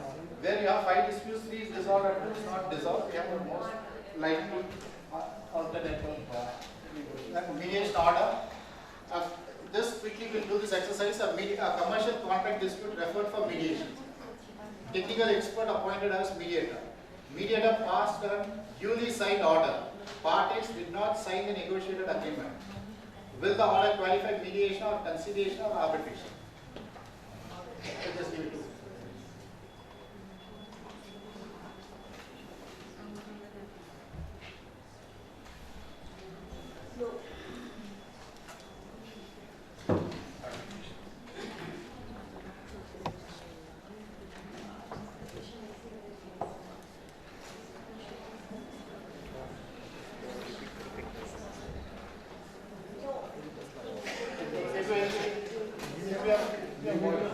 The order will be void because you are appointed a mediator, and a mediator has no business to pass an order.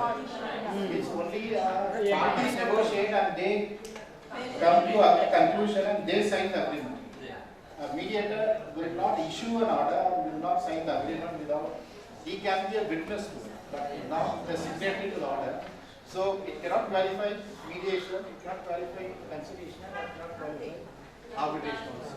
And so it's a void.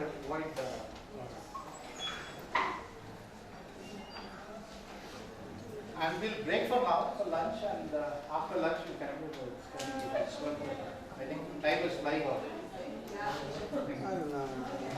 Thank you, sir. Actively.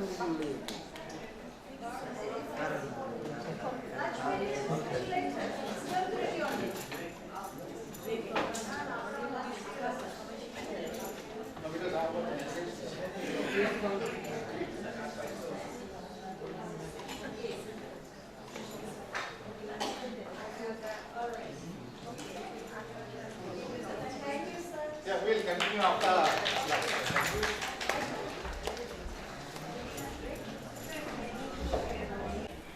যখন partner কথাটা আসবে তখন ধ্বনিত হবে mediation word, আর যখন partner বলা হবে partner সঙ্গে present law all over the world except UK, সেখানে কিন্তু এই যে অর্ডার 14 এটা কিন্তু সেখানে পাবেন না। আমরা being an mediator, acrylic mediator সবই শুরু।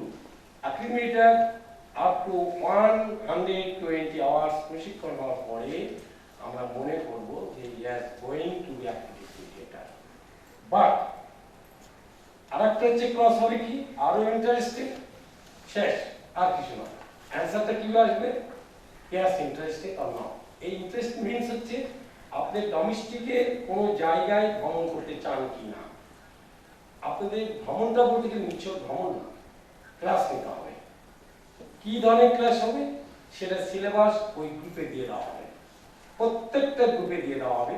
সেখানকার দায়িত্বে রয়েছে আরতি পাল, এখন ইউএসএ থাকে, ইন্ডিয়ান অরিজিন, এটার দায়িত্বে রয়েছে ক্রস ইন্ডিয়ানের দায়িত্ব উনি রয়েছেন। আর একটা যেটা আপনাদের গ্রুপের যেটা গ্রুপের কিছু প্রশ্ন দিয়ে দেওয়া হবে, সেই প্রশ্নের উত্তরটা আপনাদের অনলাইনে দিতে হবে। আর একটা যে ভাইটাল যেটা সেটা হচ্ছে আপনাদের একটা পরীক্ষা। আমি প্রথম দিনই বলেছি প্রশিক্ষণ মানে কিন্তু পরীক্ষা না, প্রশিক্ষণ মানে অনেক কিছু না। প্রশিক্ষণ মানে হচ্ছে ভিউ এক্সচেঞ্জ। যেমন ধরে নেন একটা প্রশ্ন রাখা হলো ডিফাইন মেডিয়েশন। মেডিয়েশন বিরাট আমাদের দেখা কয়েকটা বই আছে, সেখানে 18টা বলে, তো এত না। ওতে উত্তর পাবেন গেটিং টু ইয়েস।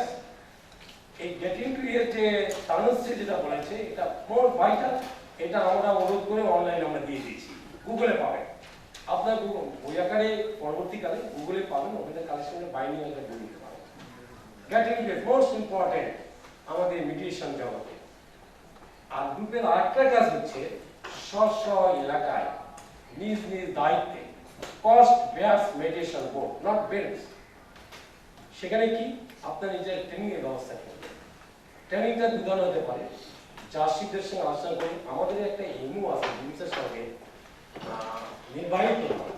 আমাদের দেশ হচ্ছে গণতান্ত্রিক দেশ, এখানে প্রাইম মিনিস্টার নির্বাহী প্রধান, যেটা প্রেসিডেন্সিয়াল সে সমস্ত দেশ আমাদের সঙ্গে প্রেসিডেন্টের একটা এমও রয়েছে। আমাদের প্রেসিডেন্ট বাংলাদেশে একটা এমও রয়েছে জাতিসংঘ,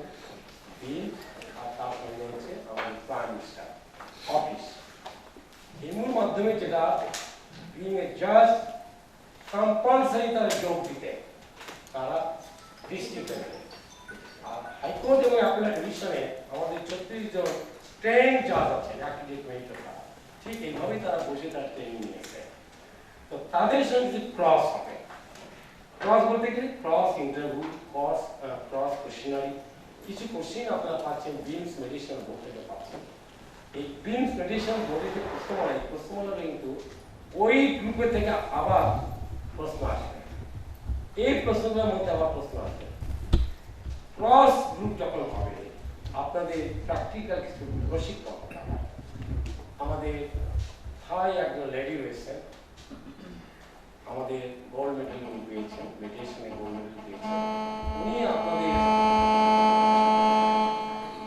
আপনাদের সঙ্গে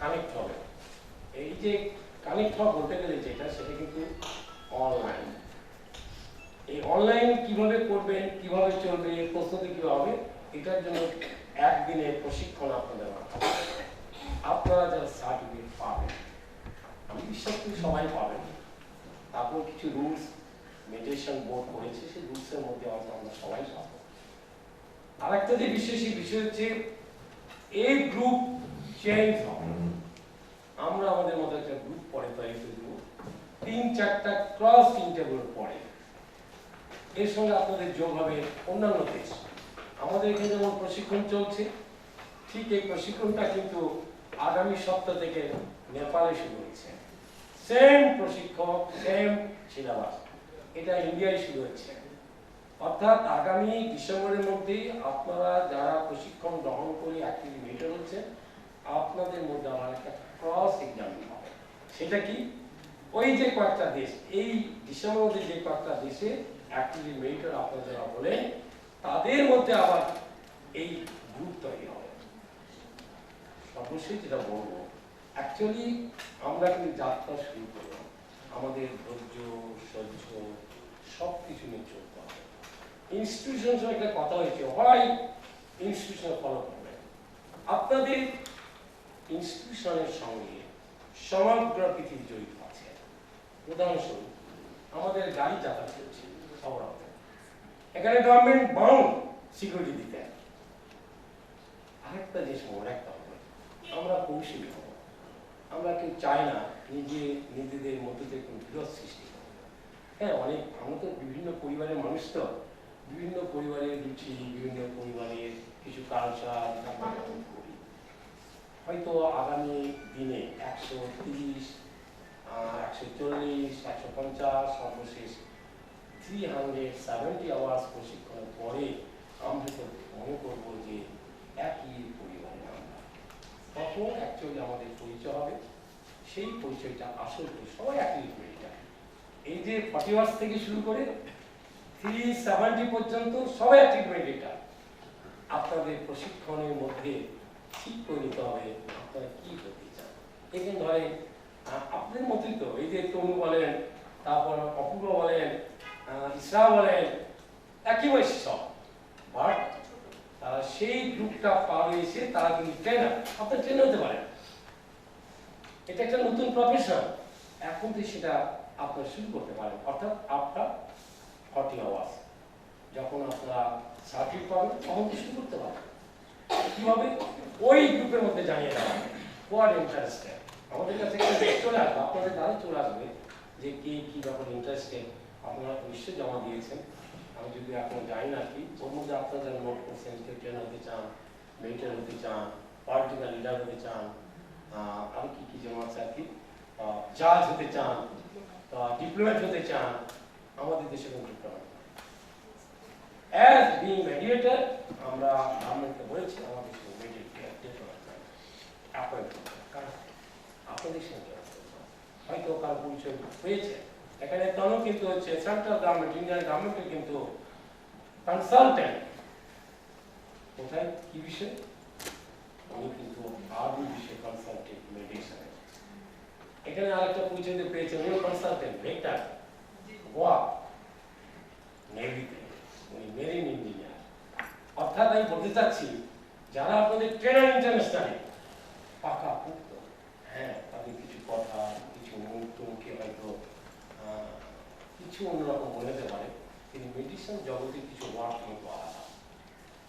প্রতিটি শব্দ আপনার যে অ্যাক্টিভ মেডিটেট হবেন মাথায় রাখতে হবে মেডিটেশন জগতের শব্দ কোথায় পাবে। এই শব্দ হওয়ার জায়গাটা হচ্ছে getting to rest and getting passing to know. আপনাদের সেটা সর্ব করা হবে নেক্সট প্রশিক্ষণ, যেটা বললাম 10 আওয়ার্স একটা ট্রেনিং আপনাদের হবে, পরে 24 ঘন্টা ট্রেনিং হবে। যারা ইন্টারেস্টেড, ইয়েস আমরা সাবজেক্ট নিয়ে আমরা জানলাম দেখলাম ওকে নো প্রবলেম।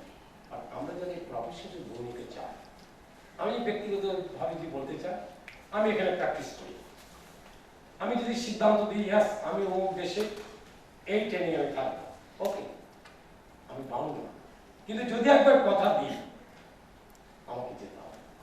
ঠিক তেমনি কেন কথা বললাম, এখানে কিছু উদাহরণ নেবেন। একদিন দেখেছেন প্রিয়াঙ্কা চক্রবর্তী বাইক থেকে নেমে চলে আসছে, সে বাউন্ড, কারণ উনি অ্যাক্টিভ মেডিটেটর, আমার সঙ্গে কমিটির কাছে উনি কথা দিয়েছেন। আমাদের দায়ী দেখতে হবে, আমাদের সিগনেচার করতে হবে এবং ইন্টারন্যাশনাল সেটা কিন্তু ডেভেলপ। হয়তো লক্ষ্য করেছেন ম্যাডলে উনি শরীর অসুস্থ, বাট বাউন্ড। এই কথাটা বলার উদ্দেশ্য হচ্ছে এটা, যদি কেউ আমরা মনে করি যে আমি ফার্স্ট হবে যাবো এবং আমি ইলেকশন ইউ আর বাউন্ড। আমি উদাহরণ দেয় এই বয়স কথা বলছি, কিন্তু আমাদের দায়িত্বটা কিন্তু নাই, আমাদের দরকার নেই, আমরা যাবো, আমরা সার্টিফিকেট দিচ্ছি ওকে। বাট আমি বলতে চাচ্ছি গ্রুপের কারণে বলার উদ্দেশ্য হচ্ছে যখনই গ্রুপে আসবেন কিছু এই টাইপের প্রশ্ন তো থাকবে না, বেড়ে যাওয়ার পর থাকবে, কিন্তু বেড়ে যাওয়ার পর আছে আমি লাইক করি, আমি এই কর্মটা শুরু করি ওকে। কিন্তু একবার যদি আমি করি গ্রুপে তাহলে আমি পাবো, কারণ বাংলাদেশের সম্মান আমার নির্ভর করছে, বাংলাদেশে অনেক কিছু নির্ভর করছে। হয়তো সিঙ্গাপুরে আপনারা গিয়েছিলেন, মুস্তাফা মার্কেটে যা বাঙালি প্রচুর, দেখা হলে কত ভালো লাগে না, মনে হচ্ছে আপন। সিমিলার মেডিটেশন জগতে আমরা সবাই কিন্তু আপন। কখন ওই যে প্রশিক্ষণের কথা বললাম, এই প্রশিক্ষণের পরে এই পরে কিছু আরেকটা কাজ হচ্ছে, কিছু প্রশ্ন প্র্যাকটিক্যাল প্রশ্নটা দিয়ে দেওয়া হবে, আপনার সলভ করতে হবে। আপনার 20 অর্থাৎ আগামীকালকের পরে আমরা সেই সেশন যাব। সবাইকে আমার ধন্যবাদ। নেক্সট সেশন আগে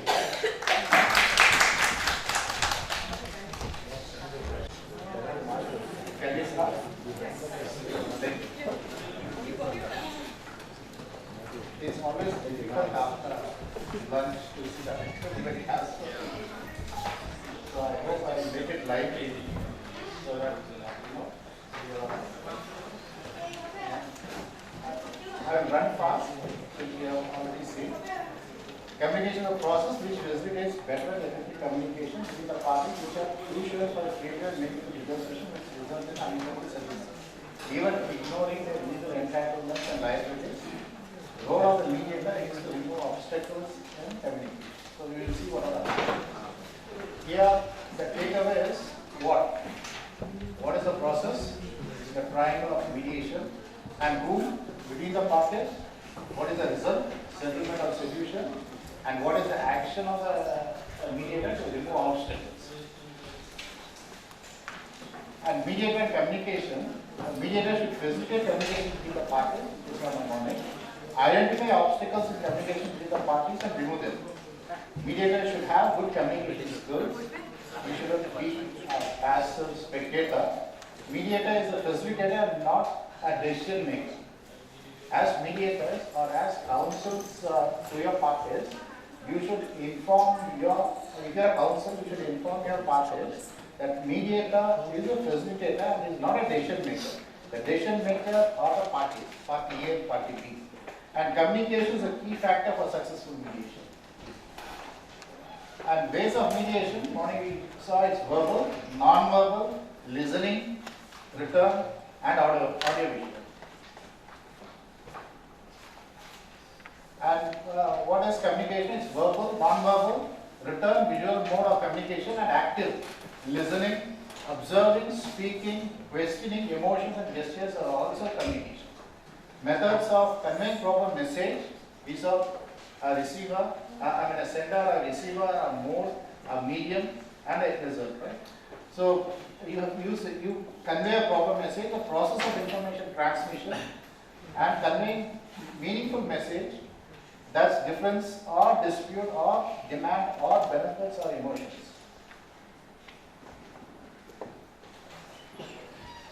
Communications mediation, this is a good definition that I could find. Communications of thought, it's a feeling, it's an idea transformed into words, gestures, acts, expression, converting into message, either written or oral, transmitted by the sender to the receiver. Receiver receives it, he understands the message, which evokes a response, which is transmitted back to the sender through any of the modes mentioned above. So that's a dialogue. So a sender sends a message, a receiver receives it, he understands it, then he reverts back to the message.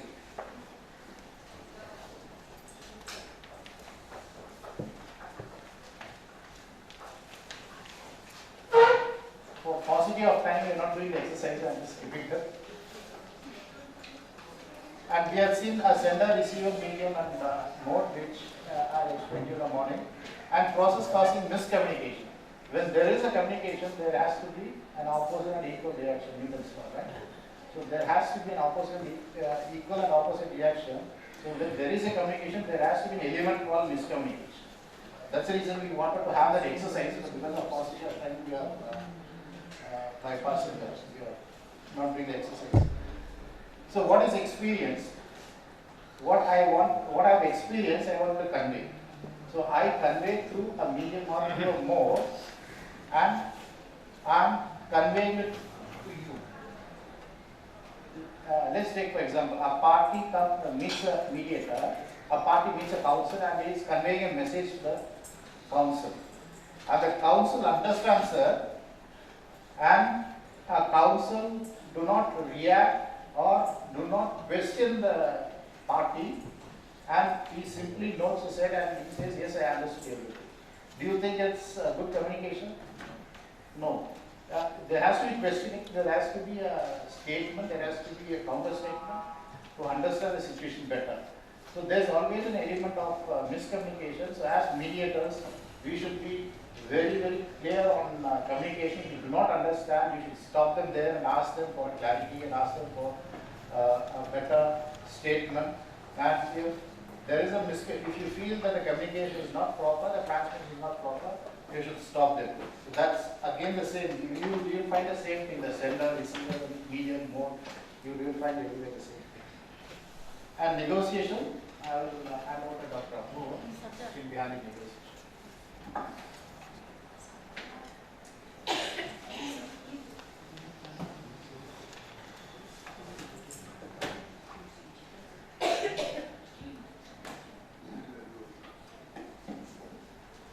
Okay, so coming on to negotiation, having a background understanding, already discussed some of the things.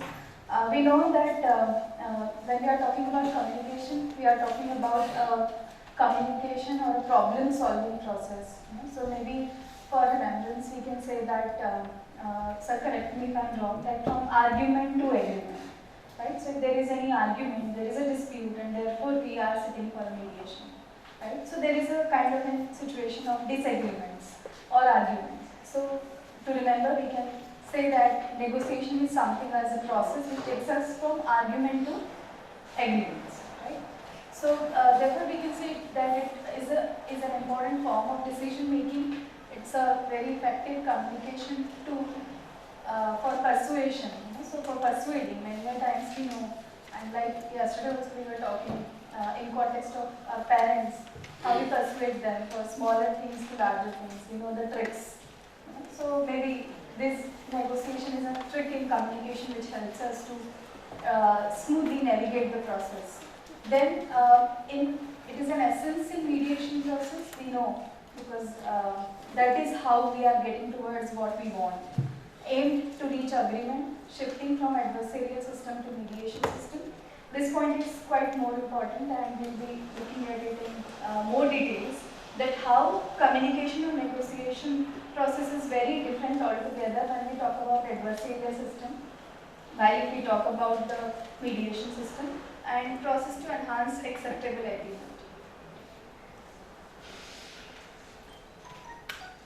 So since we are talking all about argument to agreement, say for example, how do you think in a business deal negotiation would be taking place?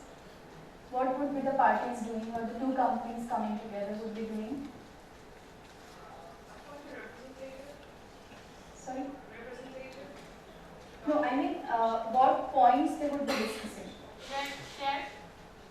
Shares, okay. The terms or conditions. Yeah, exactly. So there will be maybe discussions around, the companies might be negotiating around the partnership agreement, what all clauses it should be having, or what all, it would be more focused on addressing issues like probably pricing, or distribution, or most importantly things like intellectual property rights, etc. Then in terms of labor negotiations, what do you think the management and the labor union would be discussing or negotiating upon? Working hours. Extra facilities.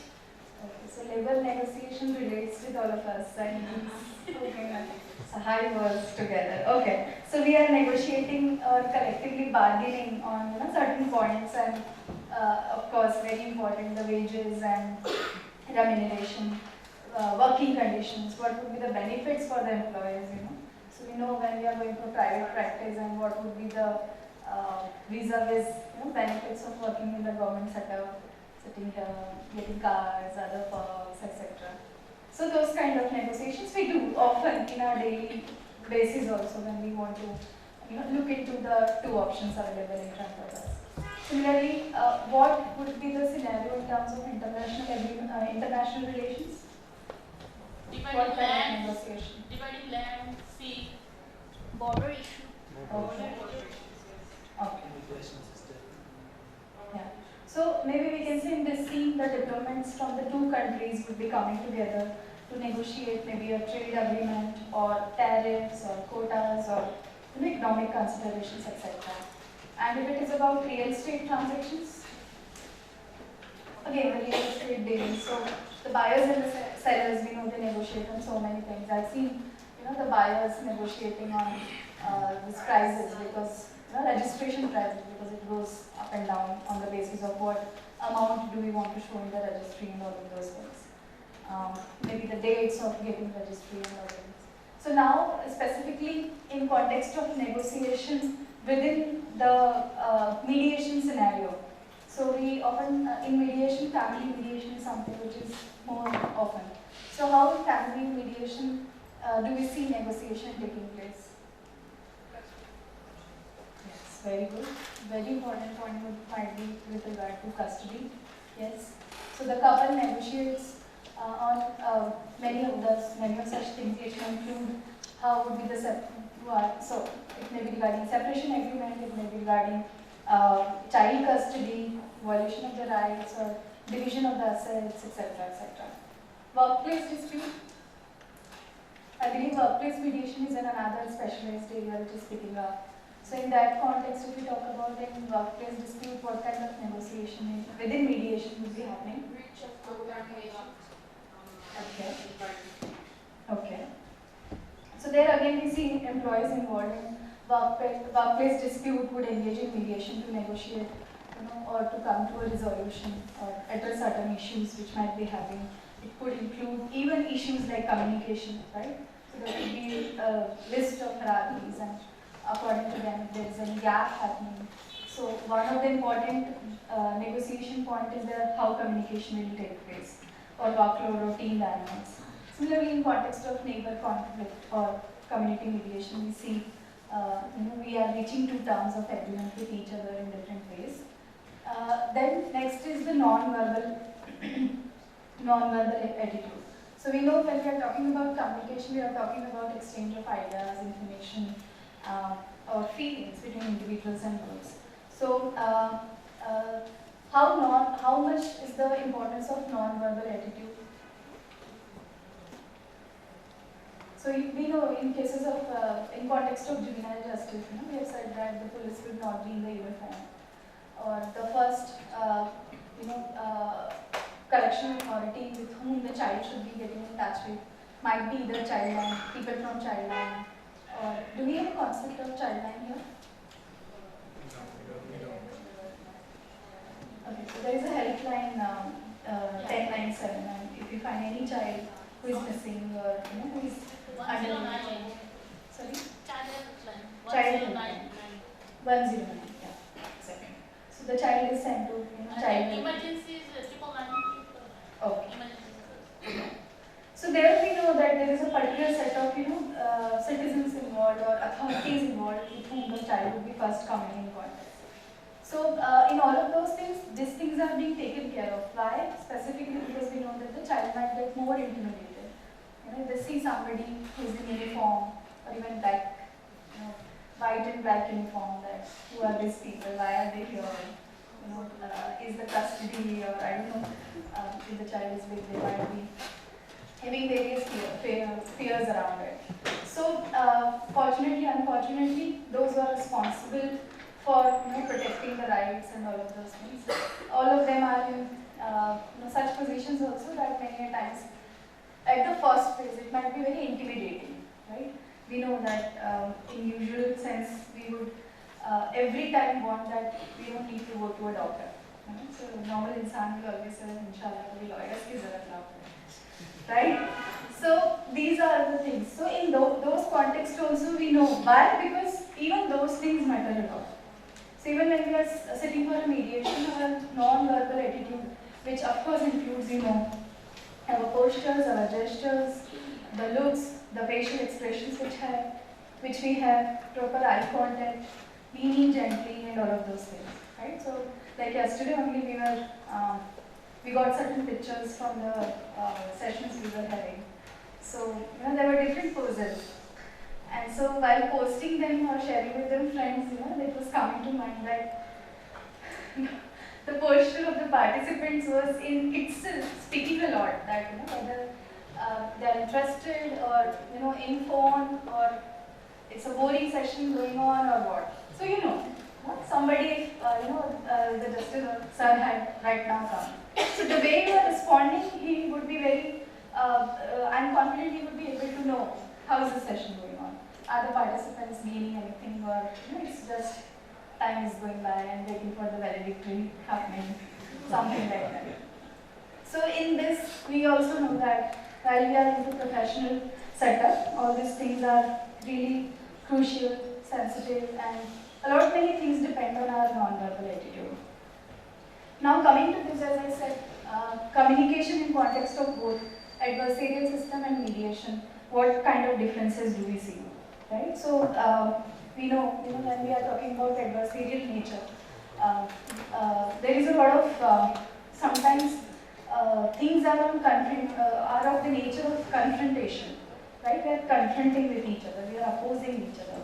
So the scenario is very different. It's more of a formalized process, and there's it's more about winning those dynamics, right? We know that one party is going to win, one party is going to lose, and the emphasis is mostly on evidences, right? Well, vis-a-vis if we here see that things are quite on the other side, right? And therefore we see that all of these things matter a lot, and mediation is something which is more facilitative, and therefore we were saying, many of you define mediation as a facilitated negotiation, right? So we know it's facilitative approach.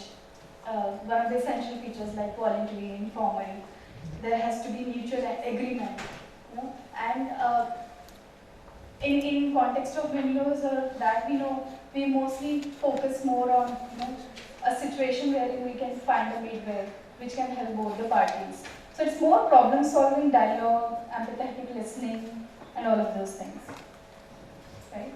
So this brings us to again non-verbal communication. So how do you express things even without your saying anything? Right? So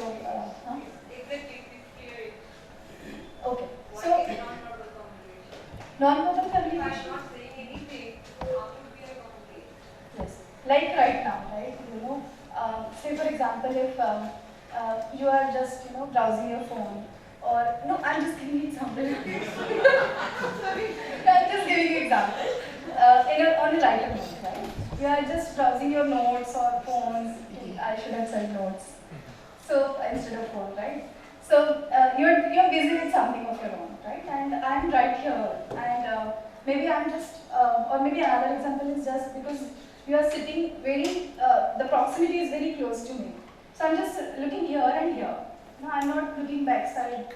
I'm not concerned what others are doing. You know, like we used to do in school times. First benchers and back benchers. So this tendency is always there. And why? Because we believe that sitting at the back, you know, will not get any attention, even if we are not just again an assumption. And school time assumption. Right? So things like that. No, even when we don't say anything, right? So when you enter in the morning, you know, if as a trainer of business studies, if I greet you warmly, welcome you warmly, you would feel like you are coming, you are valued, your presence is valued, your time is valued, and all of those things. So that's why whenever we organize anything, you are already witnessing the kind of logistics and are being taken care of. Everything. So all those things make you feel that you value, you are there, you are present, and that you are being non-verbal. Right? I don't need to come to you and say that, oh, you came, I'm so glad that you came. If you're doing that, that is another thing, but in the other way. So ensuring proper eye contact, right? So as a facilitator, as a negotiator, as a trainer, as a teacher, whatever role we are in, it's very, very important that you have eye contact, because it's a non-verbal communication. It shows your confidence. It helps us to build rapport. It helps us to build trust and confidence, etc. Be patient, attentive, and courteous, which all of you are very much during all the sessions going on. So when your client is also in front of you, this matters a lot, right? If you remember any instance where you have gone to your superiors or teacher or professor or anybody, and if you see they are not interested in talking with you, in what you are saying, or if they, even without saying anything, ठीक है जाओ बाद में देखेंगे, right? Sometimes these things happen. So the matter might be much trivial, but for us it is big thing. So the way they have expressed themselves verbally or non-verbally will hurt us more, right? So therefore it is very important that when somebody is saying something, we listen to them and we be attentive to them. Avoiding any unnecessary interruptions. Sorry to interrupt you, ma'am. Restricting nodding of head or hands. Sometimes the postures also. Like if somebody is coming to you and you are inshallah you become, very soon become judge and all of those things. So so if somebody is coming to you, yes, how does, so if I stand like this and I deliver my lecture. Okay, please listen. No talking, please. How will you feel? Very bad.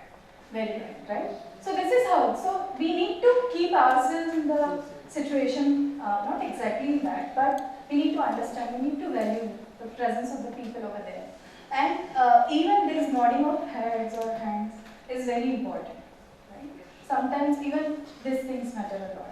So even, you must have noticed that when you are speaking with somebody and they are actually leaning forward and doing like this or something, you actually feel that they are not sleeping, they are attentive and they are with me. So like yesterday it was happening, the slides were not changing, so I was not sure whether my communication was good or the presentation was not good, right? So these things matter a lot. So be careful with your facial expressions, sometimes, because all of these things involves a lot of confidentiality, unbiasedness, and things like that. So even in circumstances where we have had such experiences earlier, because we are also humans ultimately at the end of the day. So if somebody is saying something, we call it also as a transfer of emotions, right? So if somebody is saying something and we start our own story, yes, this has happened with me also, I know how bad it feels, or something like that, right? So as a professional, we have to maintain that thing as well. So controlling of emotions and body postures is really important, being there, and of course, we don't have to be confused or absent-minded, because the other person understands that very well. Going to verbal communication, so we need to avoid legal jargons. Yes, this is very important. Some criminal case is coming to you and you are saying, let me first tell you what is criminal jurisprudence is. Even if you will tell me, I will be like, oh my god. What juice? Now I have to look into dictionary. What does it mean? So, because this is an area where we have a lot of tough words, big words, legal words. So that's important that we avoid them. Legal terminologies as well, use of expression and terms used by parties. So sometimes, like we have been talking about cultural perspectives as well. So culture to culture also, certain words might be more sensitive. Certain words might have a double meaning or things like that. So we have to be very careful about these things, and we will pick up from what the client is saying, so that we can actually go to their level or build a rapport with them. Otherwise, they will be very conscious while speaking as well. So they might not be able to express themselves so well otherwise. And therefore we say that somebody who understands their language is very important. I'm sorry being here without knowing Bengali. So, but it matters a lot, right? Especially. So avoid difficult words and phrases, avoid unnecessary repetition, because this happens, right? We might unintentionally overlook that we are repeating ourselves again and again. So let me go ahead. Avoid ambiguous words and expressions. Active voice as far as possible, so this is also important. So interpersonal communication skills, I think not only in context of mediation, in day-to-day basis also, in our schools also this was emphasized so much that how much it is important. So establishing rapport and mirroring, so we'll be having detailed slide on this ahead. Non-judgmental language. What are the judgmental words? When we say something, how do you should not do this, you can't, you have to do this.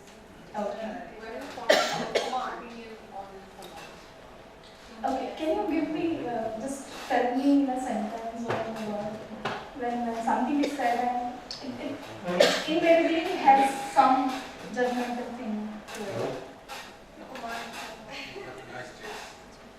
You have a nice taste. Dress. Okay. Please come. You're saying something? No, it's look how she wears it. That's what was. Okay. Yeah. Okay. How could he do that? How could he do that? Yes, very good example. Yes.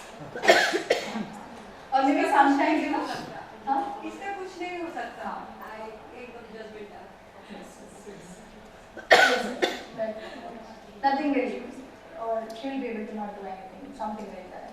So there are many such things which we keep hearing, like, and mostly in terms of gender training, I gave this example that often we end up saying our boys and small boys, right from the very small age, that boys don't cry. So that's a very, very judgmental thing. I think men are more emotional, and we have actually not provided them the space to express themselves, to express their emotions, etc. So we can't just compare that, because one cry they are more, and simultaneously because one show that tears more, they are weak or something like that. So these are very, very judgmental words, and many more in legal context also they are there. Like yesterday when we were talking about criminal justice, we talked about labeling theory, right? So those, you understood the context. So those things should be completely avoided. Display empathy. So what is the difference between sympathy and empathy? How many of you have heard the word empathy before? Okay, almost everybody. What is the difference?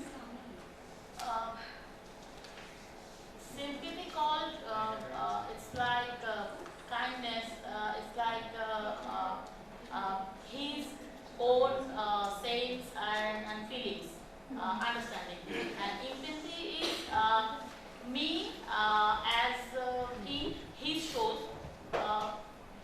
If I was there, so what will I do?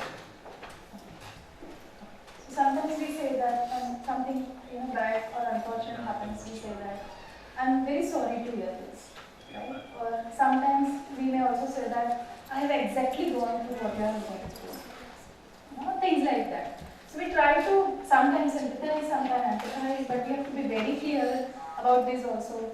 and what circumstances demand what, and things like that, so that we are not drawn with the same emotions, because as a professional, especially the profession I come from, there are many times this happen that client comes to me for a counseling or something, and I get so engrossed that I feel that that particular thing is happening with me only, right? So as a professional, we need to actually understand these boundaries and interpersonal skills so that we maintain that integrity and we are there for what we are supposed to be there. So displaying that empathy is very important. As I said, you have gone with a lot of concern to somebody and they are not interested to listen. Not only listen only, so forget about everything. But if they are listening to you, at least you will feel that you know whether any solution is there or not. But at least you know that somebody was there. So that empathy is something which connects you which gives you a bit of relief and all.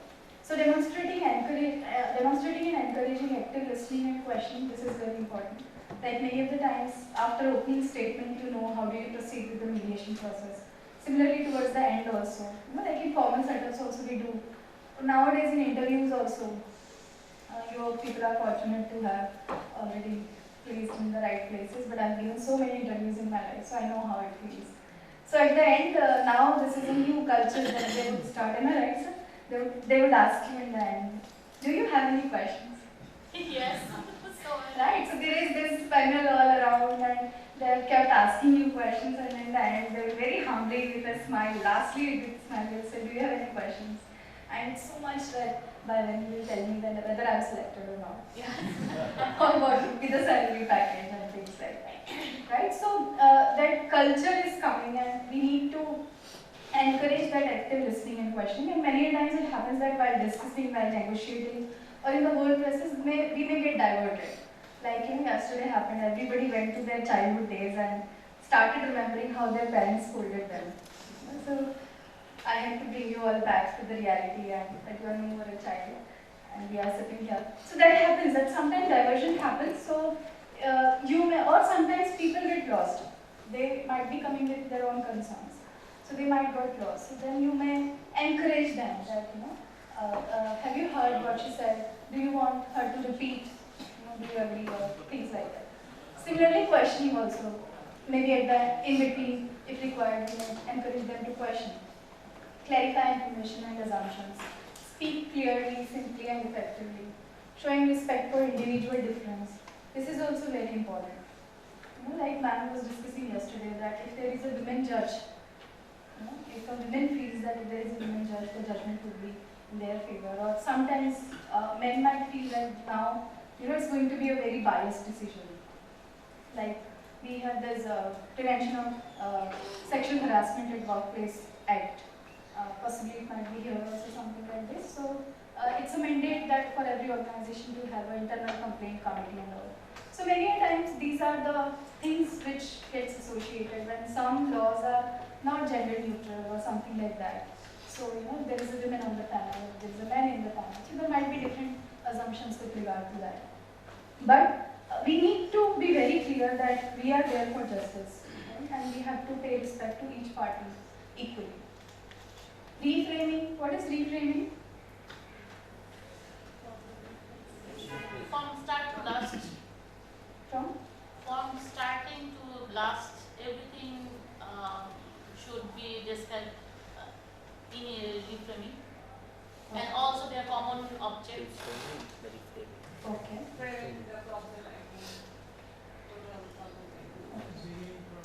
Or maybe they don't understand a certain thing that you're trying to explain in a certain way, so you change the way you're explaining it so they understand it better. Okay. Like, just now, something like ma'am did. So when I said that non-verbal communication is something which you all know, she said, no, please explain what it is, right? So this happens. So therefore, sometimes what the client has said or what we have understood, maybe for our own clarity or understanding also, it's important that we reframe. We again say that so that we are on the, to know, yes, that we are on the same page. What they meant, have we understood in the same way or not? Respectful interruption, this is also very important. So like nowadays we use more humble language. Even we say that, can I borrow your pen please, or something like that. So similarly here also, yes, very respectfully interpreting this and saying that, I have a question and questions and then later move on. Transition statements for clarification, this is also very important. Like when we write paragraphs, we know that there has to be connection between both of them. So similarly, if the things require transition from one statement or one instance to the another, there has to be very clear transition happening so that we know, that there is a move taking place. So now this does not want to move. Yes. So coming to rapport and mirroring. So rapport, a close and harmonious relationship in which parties concerned are in sync with each other, understand each other's differences, and communicate smoothly. So anyways, how many of you have taken any research project during your graduation, post-graduation times? Has anybody? Yeah. How many of you have ever gone to field for data collection? Or when your client come to you, many a times, we want them to share with us a lot of documents, a lot of information, which could range from very personal information to other information as well. So, I remember there was some program which we initiated with, and we were required to go to a village for survey. And because this UID and everything was very new, like ration card and all, we started telling people, show us your UID. And as a student, we were probably not aware that, they might not feel good about it. Who you are you government? And even if you are from a government, why do you want it? So this is their right to question that, why should I share my UID, why should I share my address or anything of that sort with you, which is very much in relation to my identity. And that's why I'm fighting for a long. Now we have come up to, what this privacy, what is that legislation which is recently built is there, right to privacy around it, right? So all of these things. So why will somebody do that until and unless a rapport is built between you and them? And how does that happen? How is the rapport built? So yesterday, until yesterday, I think we have not interacted. Many of you interacted with me only after my lecture, just a minute. After yesterday's lecture, right? So, because I was also new, we were not knowing each other, there was no formal introduction happened or something like that. So once that happened, once we interacted through session only or something, we felt that now probably we can reach out to each other and talk with each other. So there was a bit of trust which developed. Probably, I don't know if trust is the right word or not, but we got to know that yes, this is somebody who we have to see for more 2 days. And since first days she's here, so next 2 days also we will not be spared. And unfortunately, this was not planned, but you have to bear me today also. That again after lunch. But thanks to sir, he has been kind enough to share. So these are all his slides, not mine. I'm just helping him. So a rapport develops, right? So now, and then after that, someone approached and asked, how can I be progressing ahead of this? So might be before that, there was no scope, there was no rapport, or probably for somebody who would know that I am a professor, they would, as a student, it would be like, she is the right target to know, what is the career growth after this. So things like that. So rapport building is always an important, essential tool in communication, which we cannot overlook, because we know we connect to somebody or we can trust somebody. So of course we are not there for So you have developed a good rapport to this professor. So he has given the yes, good example. so he developed a trust that maybe at some level, but she would justify or something like that, or maybe I'm just getting tested, I don't know. But yes, good example that I was somewhere able to be there to assist in some way. Similarly, mirroring, getting in rhythm with another person, coordinating verbal or non-verbal behavior. Sometimes you think this happens that when you see somebody, you might feel like I have seen them before. Or sometimes you also wonder, even today, if you think about your best friend or somebody who's very close to you, you might think that how we became friends, or how this 10 years or 11 years or 15 years of friendship has grown. We don't know. But for some people, it really requires efforts, like workplace conditions. I hope the scenario is not same with you. So sometimes it just takes some, minutes or some days to become friends with them, and sometimes it might be very difficult. So this rhythm which happens is something which is very important, and therefore we know that a lot of relationship problems, a lot of workplace problems often come. So people in today's time, they might be very happy with the kind of organization or institute they are working, but we just say that I don't get with this people. I'm not able to gel myself with this people. Certain things like that. So that mirroring, that rhythm which comes does not happen with another person, which helps us in coordinating verbal or non-verbal behaviors as well. Sometimes you feel that always what I say, they interpret it in something else. So the next time you're going to open your mouth, I'll say, no, what you're saying is very different. What you've been doing from last 3 days. If I say that next time, sorry, I'm not told you anything like that. So next time before opening your mouth, you would be like if I'll say something, she will again question on that, or she will again question on what my understanding is. So you would probably not open up. So that always happens. Or if somebody is saying and I'm like, just wait. Yes, you have not spoken, can you speak? So that might also discourage people. That also happens. That my expressions are only telling me that, telling the other person that I'm not interested to listen to them, or I want them to wait, or something like that. And that often happens around us, right? So the place and the times we are in, a lot of egos we carry. A lot of egos, right? It may be varying from, so we have a lot of variations here also, so it's good that I don't go into that.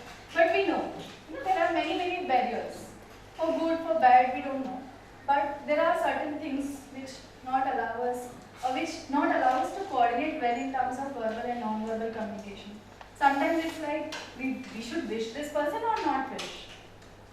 It happens sometimes with our professors. They are going from the corridor. If you don't wish, then your marks are gone. But if you are wishing, you will know that you are going to be caught and another half an hour is going to go, and definitely you are going to get some work load with you. So therefore, this brings us to question why to establish rapport is important.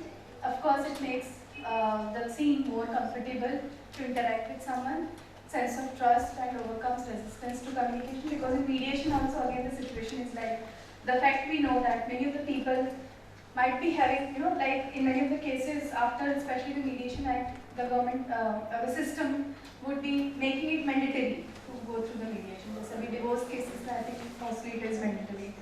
So you have made your mindset that I want to be separated or something like that. So that might be just a formality for you or something which you know that you will not have to abide by or things like that, right? So it helps understanding of other perspectives, right? Then it makes it possible to ask difficult questions without it feeling like interrogating. So rapport is something important always also, right? Right, like again, if I could give you the example of criminal justice system, or there were. Has anyone of you watched this Amir Khan's Satyamev Jayate? Yeah. Many of you, right? There was an excellent episode on the experiences of abuse, right, with the children and everybody. So this one person who then after, in the adulthood realizes that he has a lot of trust issues. He cannot trust anybody or something. So the actual cause was something very much which some instance which has happened way back, right? And it might be something which has developed that feeling that he cannot trust anybody anymore. Right? So there were many such examples if we remember that series and all. So that is also very important. So if you have made a rapport with them, then probably only you will be able to ask your client to go in depth of their experiences. Of course, I believe even as a lawyer, you cannot ask them, actual batao kya hua? Come to the point. Right? You cannot do that. And there are many sensitive questions also depending on the client, depending on the case, depending on the culture. Again, so many things. So it's very important that if you build the rapport, it would definitely help us to ask certain questions which are very sensitive but are really crucial for the case. And ask them in a way so that they do not feel more intimidated or things like that. So this is important. So rapport building makes it very easier to reach a negotiated agreement. So sir, should I run past you? Okay. I'll not speak. So establishing rapport and mirroring we have already talked about. Judgmental language also, as we said, very rightly you pointed out that you should not do this, you should not go out of 7 o'clock, right, or things like that. So we have actually made our mindsets and we are actually propagating that. So there is this important concept of actually, doing certain things which aggravate the existing situation, or which creates more problem. So same is with the judgmental language also, which should be taken care of. Also like comparisons, and this is important, like comparisons and personal agreement or disagreement.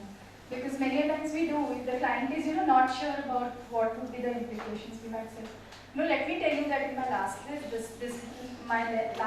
this happened, and this was the result. The situation might be very different. So again, in context of if a child coming to you in the case of abuse, their health, their emotions, their ways of expression would be very different than from an adult coming to you, right? So you cannot apply same things in the same manner in case of a child, how you work with the adults or adult psychology and things. So avoiding use of judgmental language, avoids biasness and all. So very important how to avoid this. So we should not use statements like I statements like I think you should not have done this, or I think we should end it here and maybe talk about it later. Rather we may say that will you be more comfortable talking about it later? If you feel like it's overwhelming for you right now. Be careful in inserting your meaning of pain cause, like because of consequences. So without the person stating it, you will be judging by your values. This also happens a lot many times, that because we share something which gives our opinion, they might feel like, so if I am going to say something which I am actually going through, they will judge us. Or assume that obviously it is very clear that you were very angry and so it was right decision from your side. So that kinds of sides also we should not be taking. Clarify words, avoid sympathy. Therefore it was important to discuss the difference between sympathy and empathy, right? So avoiding sympathy is important, having empathy is rather more important. Clarifying motivations, never assume, never be biased, don't support any party, don't force any decision, because as a mediator we know the word neutral. So that's an important skill over there. Empathy we already talked about. Rapport building and getting to know what others are feeling, or mutual understanding, and all of those things, they are important. Like, I have this problem that if I get any bad news, like any death in somebody's family or something, I feel like, how can I call and what will I tell them, things like that. Right? So there also this is very important, that sometimes we react, we overreact. They might say that, oh, accident happened. So if we react, because we might be more sensitive, we might be like, it's normal. Like in COVID it happened, right? So there was a time when we were not believing. Then there was a time when we heard that now it has entered our own space. Then you got to know about your neighbors themselves. So how you are expressing yourselves was also something which was very important in that context also. So while showing empathy, it's important to take care of certain things and not assuming certain things or telling them that yes, I also had a breakup, so I know how does it feel when the heart breaks and things like that, and I had done this, I had done that. So we cannot do that. Active listening and questioning, we already talked how it is important. And yes, I always prefer having an agenda, creating a list beforehand is always good, that so that you don't miss out on anything, like you do the to-do list for us for the day. So this might be of help when we engage ourselves in this. Clarifying information and assumptions again is important. Many times we need to know that are we on the same point? Are we talking with the same interest and same areas where we mutually want to go to?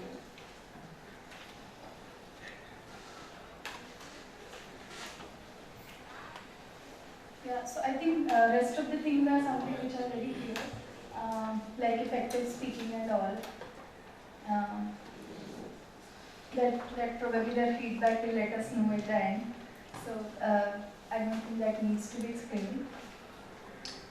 Right, like in the slides itself you can see there are bullet points. There we can say it's an effective presentation. Instead of bullet points, if there would have been a big paragraph, it would be really difficult for us to connect to look at it and know what is there. Don't try to be smart. Don't forget to check in. Don't assume that someone will cope in mediation even if there is okay.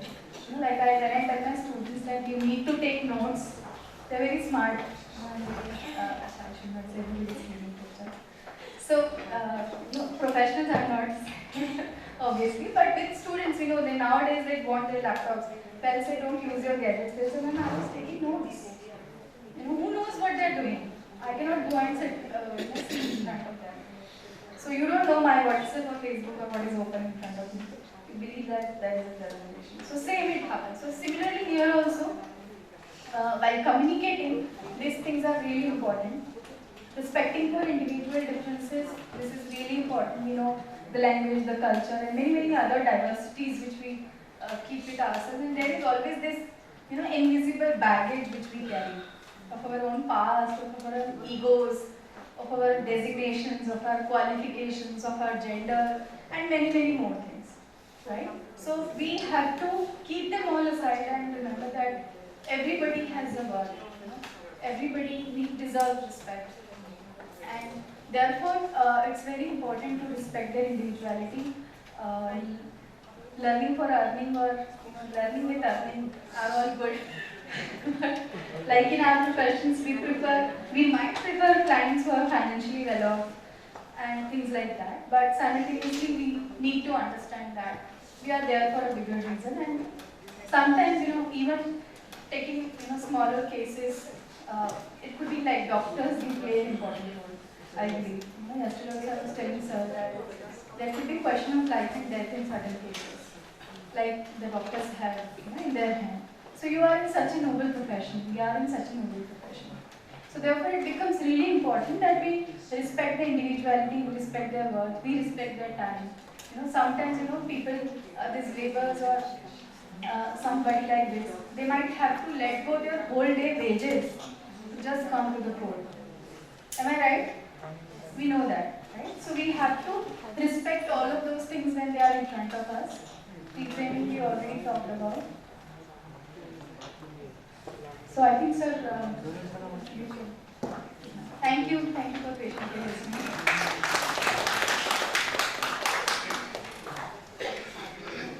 Thank you, Dr. Apurva, for your presentation. Because of paucity of time, I will run through the slides. I will need to speak on the important slides which is important. This is what I said. Mediation training itself is a mediation. We learned everything in the morning, how to do analysis. And this we already see it. For a theoretical purpose, a theory and practice of mediation, there are different types of mediations, different types of mediators. Mediators are not the same. There are different types of mediators and different types of conflict situations. And mediators are not from a legal background alone. They are from various other backgrounds. So the anthropology, the psychology and the developmental education, everything differs. And this is Riskin's great orientation of mediation, where we have designated, evaluated, narrow and broad. This is a best designated broad. We have a relationship or education upon Dr. Apurva was discussed, this all falls into it.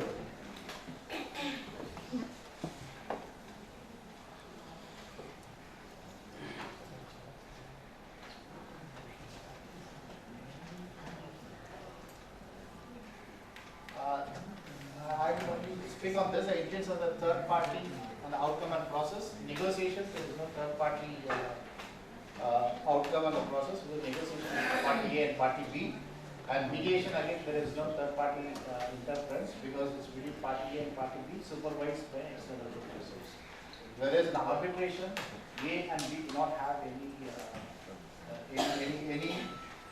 hold, or they do not have direct or indirect influence on the outcome of the arbitration award, which is independent.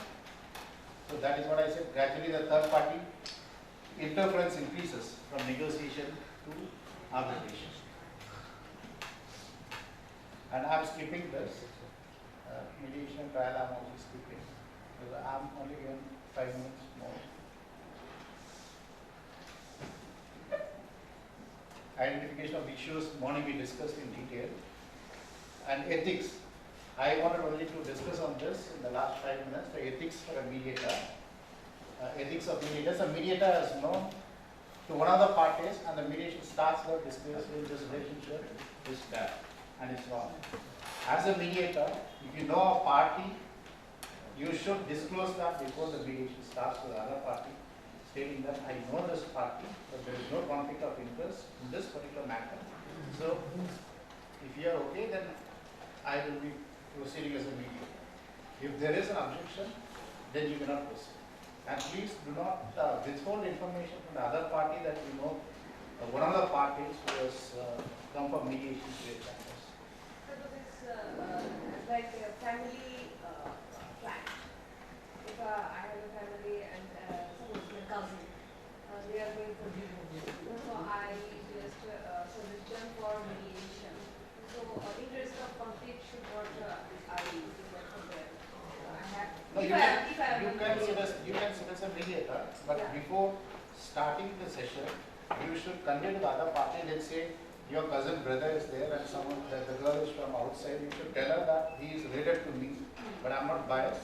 If you are interested, I will continue, or you may look for other. So I can proceed. Yes, you can proceed in case if she has no objection. And a checklist of ethics before starting.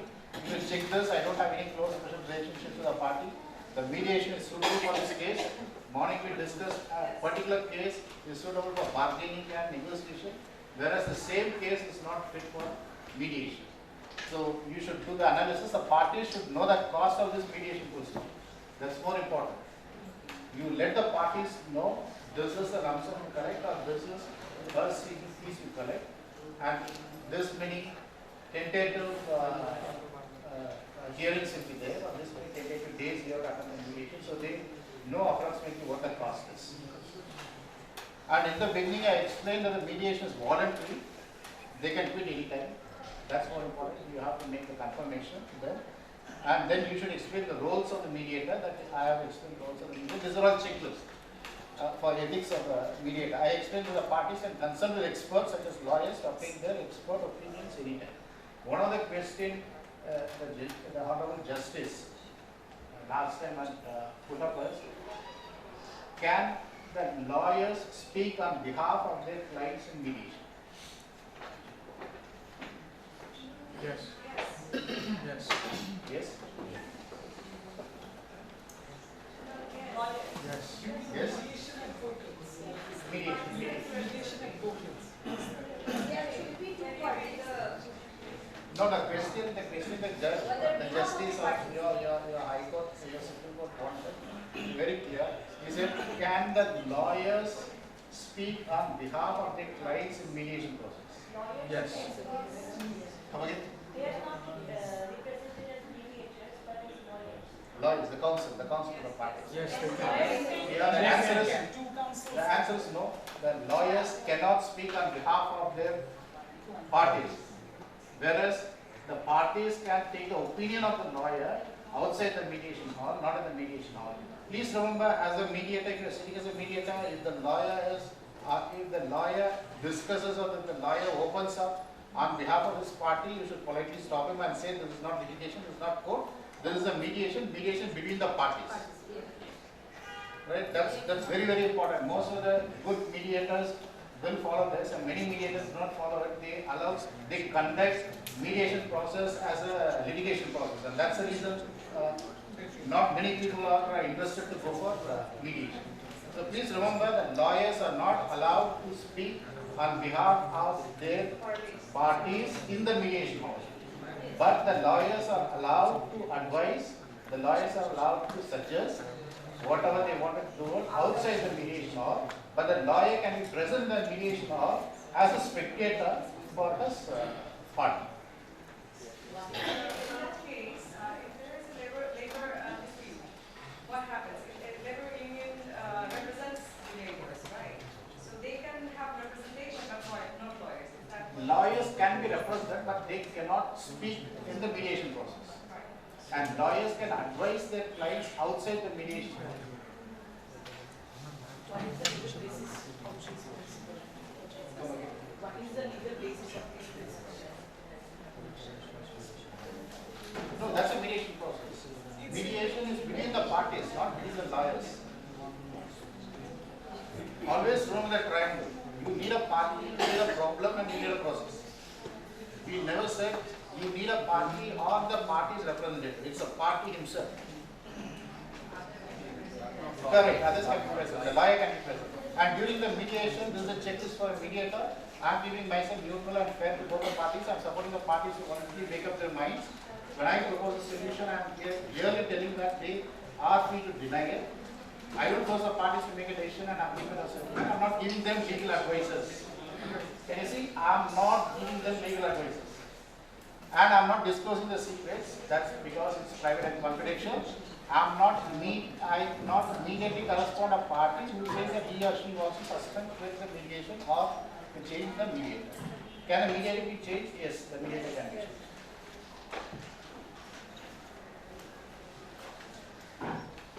And before closing of the case, this is a checklist. The agreement is fair and legitimate. No party was forced to sign on it. Morning saw a case where the parties did not sign. The mediator himself signed. If the agreement was made partial on the case, it must clearly show the difference between the agreed parts and otherwise. When no agreement is made, it is explained that any solution proposals shown in the procedure does not have any effect on the mediation. That's why he said no settlement is allowed. And this we all know that I disregarded. This is very, very important for a mediator. After you complete your mediation process, you should certify that you have disregarded, you have not taken any of the notes or the memo for any publication or for any distribution or for any discussion in any of the forum. Without the consent of any or all the parties, I will not discuss any information after giving the procedures to others. I don't use the information after the mediation for it. And this I am skipping off because I have another 3 minutes left.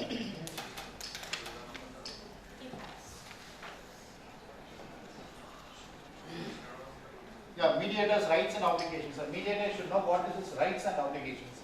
A mediator shall have the following obligations. Obligation to refuse to carry out the mediation procedure. It is impossible to carry out in accordance to law. Obligation to observe the mediation principles, match the mediation of both the parties' rights and interests, and ensure both parties have equal participation, not the parties' representatives. The parties have equal representation. Obligation to provide information to both the parties concerning the progress, purpose, and effect of the mediation. Obligation to conduct the mediation neutrally without any interest in the dispute. So that's the reason we call him a neutral person. Obligation to observe the code of ethics of mediators. We have seen what is the code of ethics of mediators. Pre-mediation, mediation, and post-mediation. Obligation not to give legal advice or service to either of the parties. That's the reason I said you always take off your lawyer's cap and mediator's cap and discuss the mediator. Obligation to conform to the party's intention concerning each topic and establishing conditions for mutual concessions. Obligation to record the state of progress in the mediation, question the parties and examine witnesses and assertions. Other obligations specified in law. And lawyers' participation in the mediation procedure If an attorney participates in a mediation process, the request of the parties, the attorney is obliged to explain the conditions for mutual agreement or settlement through mediation and the effects of the agreement. If the attorney participates in the case, is a professional mediator, after the end of the mediation, the attorney is prohibited from providing this and all. If the attorney participates in mediation at the request of the parties, the attorney is forbidden from hindering the parties' settlement. So, attorney or a counsel cannot talk on behalf of his parties, or he cannot dictate terms for settlement. If at all, if he wants to advise his clients, he should advise them privately, not in the mediation process. This is the last slide. We always do court-annexed mediation, and private sector mediation has not yet come. So we only hope it will be a good tracks where the train goes without any issues, where the court-annexed mediation and private mediation will go hand in hand. Thank you very much. If I have any questions, I can take it. I have another 2 minutes. I can take it.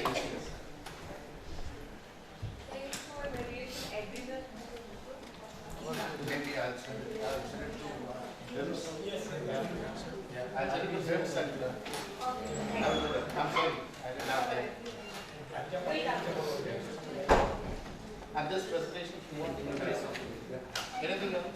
Any questions or I'm yeah. Yeah, please. Any question? Yeah, please. Yeah, I can hear. Lawyers are not allowed in mediation cases, but they can consult outside the mediation. Correct. So, during my graduation of law studies, I was thinking and explaining around the university the idea that there should be no lawyer when we are having a facts. So, then why we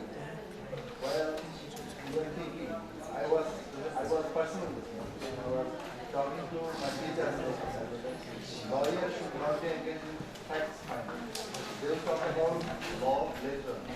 দেখতে হবে আমি সংক্ষেপে এখন চলে আসি ভাই ও বোনের মধ্যে যদি আমি সেই সংযোগ স্থাপন করতে পারি মেডিসিন ভাষায় আমি র্যাপোর্ট হতে পারি তাহলে কি প্রথম বলবো ভাইকে আমি বলবো না প্রশ্ন করতে হবে যেমন আমাদের প্রিয়াঙ্কা চক্রবর্তী একটা কমলা দিয়ে উদাহরণ একটা সৃষ্টি করেছিলেন একটা সেন্টেন্সটাই মেডিসিন ভাষায় বিভিন্নভাবে আমরা প্রয়োগ করে থাকি একই ওয়ার্ড কমলাটা কি হয়েছিল ওখান থেকে আমরা এখানে চলে আসবো ভাই বোন ঝগড়া দুই ভাই ঝগড়া বা দুই ভাই ঝগড়া মা সলভ করলো কিভাবে যার যেটা প্রয়োজন আছে প্রবলেম সলভ হয়ে গেল কিন্তু আমরা ঝগড়া করতেছিলাম সিমিলারলি বিং এ মুসলিম আমি বোন তাহলে বোনকে বলতে কোনো সমস্যা কোথায় সে বলবে যে আমার বিয়ে হওয়ার পরে ভাই কোনো সম্পত্তি দিচ্ছে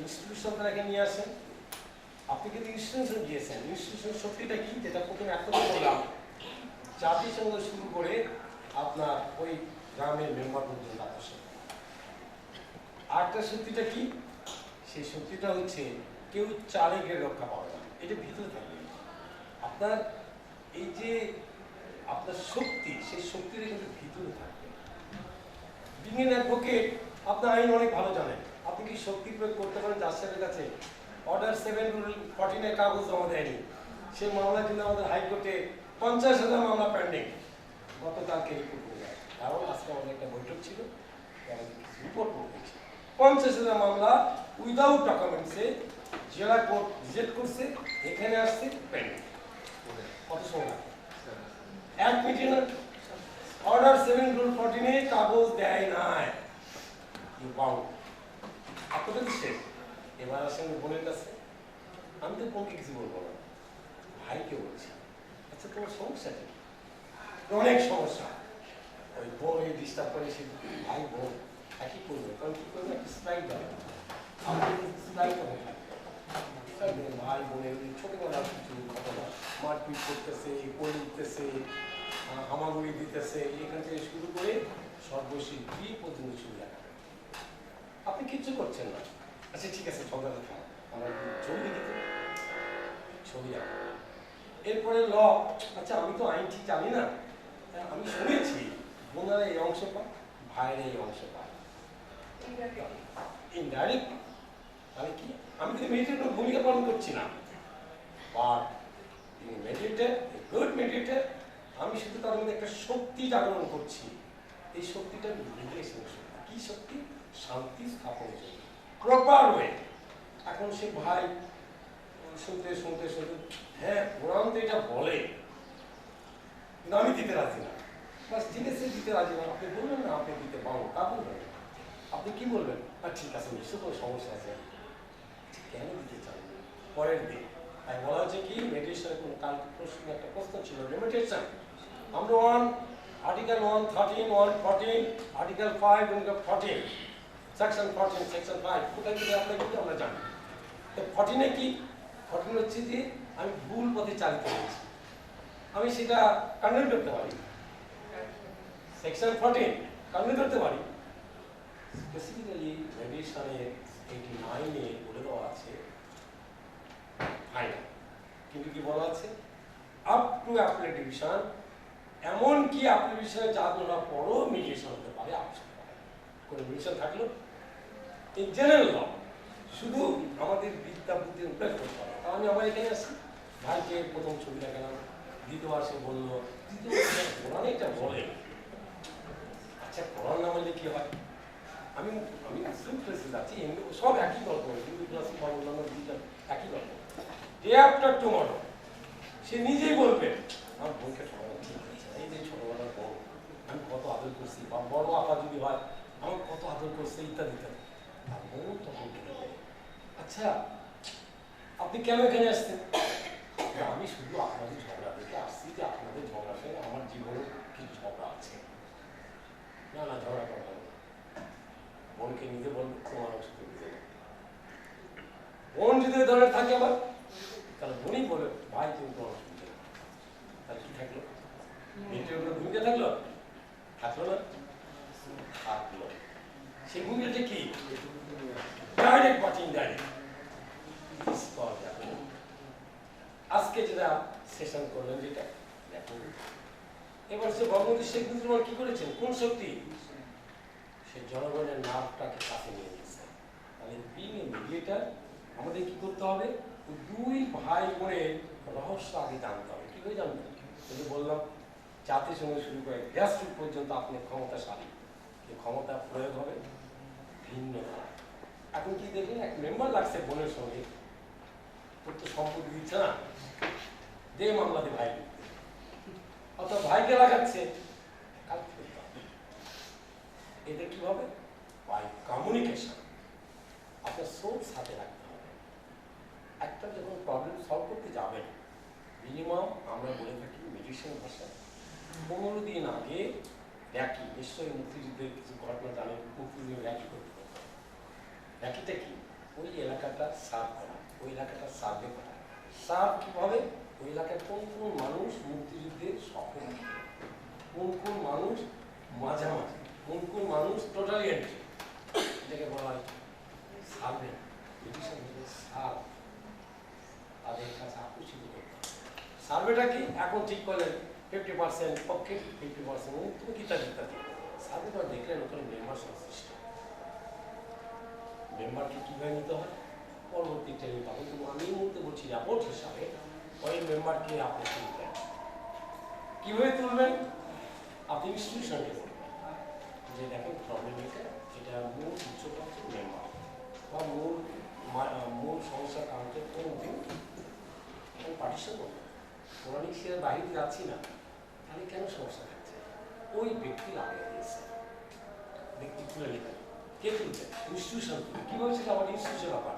তবু আপনি ইনস্টিটিউশনের অংশ দিয়ে বলি, এখানে প্রতিটি থানা, প্রতিটি পুলিশ কনস্টেবল আপনার, আপনি চিফ নির্বাহী জাতিসংঘ আপনার। তাহলে আপনি না, আপনি বিরাট শক্তিশালী। আবার ঘুরে আসি রাপোর্টের কাছে, এই যে শক্তিশালী না কিন্তু শক্তিশালী, কথা কেমন গভর্নমেন্ট বলছে না? না, আরেকটু পরিষ্কার আমাদের হতে হবে। আপনার পিছনে চরম শক্তি রয়েছে, আপনি ইচ্ছা করে যে কোনো ব্যক্তি মারেন, আপনার কথা শুনবেন, রিপোর্ট করেন, ফেরেন। এই শক্তি কিন্তু প্রয়োগ করতে বলা হচ্ছে না, আপনাকে সেই শক্তি প্রয়োগ করতে বলা হচ্ছে আপনার মেধার শক্তি। আর এই শক্তিকে সাপোর্ট করবে কে? সবাই। যেমন ধরে নেন, দেখছেন কেউ আসছে কেউ যাচ্ছে, আপনাদের ট্রেনার, এদের ভিসার কোনো ব্যাপার নেই, হয় তাদের কাছে নিশ্চয়ই কোন ডকুমেন্ট আছে, সেই ডকুমেন্ট শো হচ্ছে, টিকিট নাই, টিকিট আছে, ইত্যাদি ইত্যাদি। তাহলে কি শক্তিটা? উনি কিন্তু জোর করে কোথাও যাচ্ছেন না, উনি কিন্তু যাচ্ছেন প্রয়োজন, তার প্রয়োজন সমগ্র পৃথিবী টু এস্টাবলিশ পিস, শান্তি স্থাপনের জন্য ওনারা সারা পৃথিবী ভ্রমণ করছেন। আর ভালো অ্যাম্বুলেন্সটা কি হয় আমরা কিন্তু জায়গা দিই না, বাংলাদেশে একটু আলোচনা বলি আর কি, থিওরিটিক্যালি কি হয়, অ্যাম্বুলেন্সটা আগে তো জায়গা দিতে হয়, তাহলে একটা মিনিটের জন্য একটা প্রাণ রক্ষা পেতে পারে। এই ধরনের কিছু ছবি হয়তো আচ্ছা আপনারা পাবেন, ভীষণ অনেক কিছুই পাবেন, সেগুলো দেখা যাচ্ছে বড় কর্মকর্তা আর ছেলে জোর করে রাস্তা বন্ধ করে দেওয়া, কারণ তার আগে দরকার ওই ব্যক্তি যাওয়া দরকার নেই। পরেক্ষণে যখন তার বাবার ঘটনাটা আসলো, আমি বললাম আমি ভুল করেছি। আপনি মিলিটারি হিসাবে অ্যাডভান্স জানতে হবে। অ্যাডভান্সটা কি? অ্যাম্বুলেন্সটা আগে জায়গা করে দেওয়া। সিমিলারলি যারা পিস মেকার, পিস অ্যাক্টিভিস্ট, সমগ্র পৃথিবীর সঙ্গে একটা এমইউ রয়েছে। বাংলাদেশ থেকে কেউ যাবে, তোমাকে টিকিট দিতে হবে, কোনো ভিসা নাই, কোনো টিকিট নাই, এই মুহূর্তে যেতে হবে। একটা উদাহরণ দিয়ে, এখান থেকে একজন আমাদের ট্রেনার এই মুহূর্তে বৈশাখ যেতে হবে, টিকিট নাই, টিকিট কাল ফেরত দেবে। এখন ঘটনাটা কেন বললো? ওই যে ভাই আর বোনের সমস্যা, সেই সমস্যার সমাধান করতে গিয়ে একজন মিডিয়েটার, যিনি মিডিয়েটার আপনার চরম শক্তি আছে, যে সত্যিকারী বাধা দিচ্ছে তাকে তুলে নেওয়ার জন্য।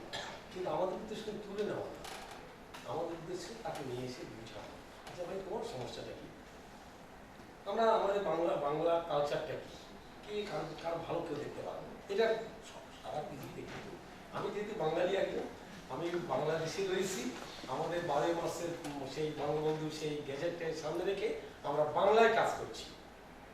কিন্তু আপনারা যখন ইন্টারেস্টে কাজ করবেন অবশ্যই নিশ্চিত। এখানে হিন্দি ভাষী দেখলাম, আপুরা প্যাটার্ন হিন্দি ভাষী, সে হিন্দি বাইরে কোনো কথা বলতে পারতো না, বাট নাও কেমন মনে হচ্ছে? ভালো মনে হচ্ছে? আমার ভালো লাগছে। আপনাদের কি আলাদা কথা? অ্যাজ ট্রেনার প্রমোট হয়েছে 2020-এ, আর 2020-এর আগ পর্যন্ত কিন্তু সে ভালো হিন্দি ছাড়া কথা বলতে পারতো না। আর আপনাকে আমরা বাংলা, আমরা এখানে বাংলা করছি, আমাদের ট্রেনার হতে হবে, ডেভেলপ হতে হবে। ওই ভাই আর বোন ইংলিশম্যান হতে পারে, ওই ভাই বোন হিন্দি ভাষী হতে পারে, ওই ভাই বোন শ্রীলঙ্কান হতে পারে, নেপালি হতে পারে। অর্থাৎ আমি বলতে চাচ্ছি যে আপনারা অ্যাক্টিভ মিডিয়েটার হিসাবে যে যাত্রাটা শুরু করলেন, যদি আমরা কেউ মনে করি আমি পরে প্রফেশন গ্রহণ করব, প্রতিটি ভাষা তো জানতে হবে। স্প্যানিশ আপনারা জানেন, তারা কিন্তু তাদের ভাষা ছাড়া অন্য ভাষা প্রয়োগ করে, বাট যখন একজন মিডিয়েটার একাধিক ভাষা তাকে ক্যাম্পাসে জানতে হবে। যেমন বাংলাদেশে যখন কেউ আসে তারা সবাই বাংলা, বাট ফ্লুয়েন্ট বাংলার প্রশ্ন উত্তর তার প্রবলেম আছে, কিন্তু কথা বলার ইত্যাদিতে ঠিক আছে। স্প্যানিশ তাদের ভাষাটা ইংলিশ বাংলা। কালকে 2 জন থাকবেন স্পেনের।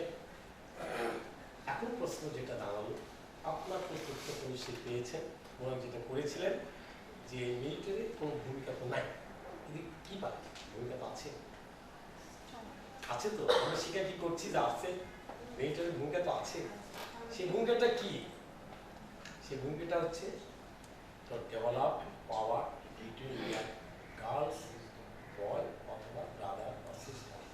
সেই শক্তিটা আমি কিন্তু লাস্ট দেখাই দিলেন ভিক্টর। এই মিডিয়েশন প্রসেসটা কিন্তু একটা মিডিয়েশন, এটা একটা টেকনিক, মিডিয়েশন প্রসেসটা একটা টেকনিক। এখন আসি আমরা ইতিহাসের মধ্যে থেকে যে কথাটা আসতে যাবো, আমি কি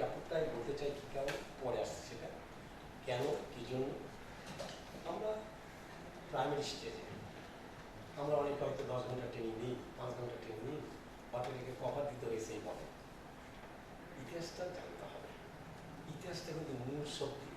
এই যে আমরা দেখলাম মিডিয়েটার কথাটা কখন আসলো বাংলাদেশের ইতিহাসে?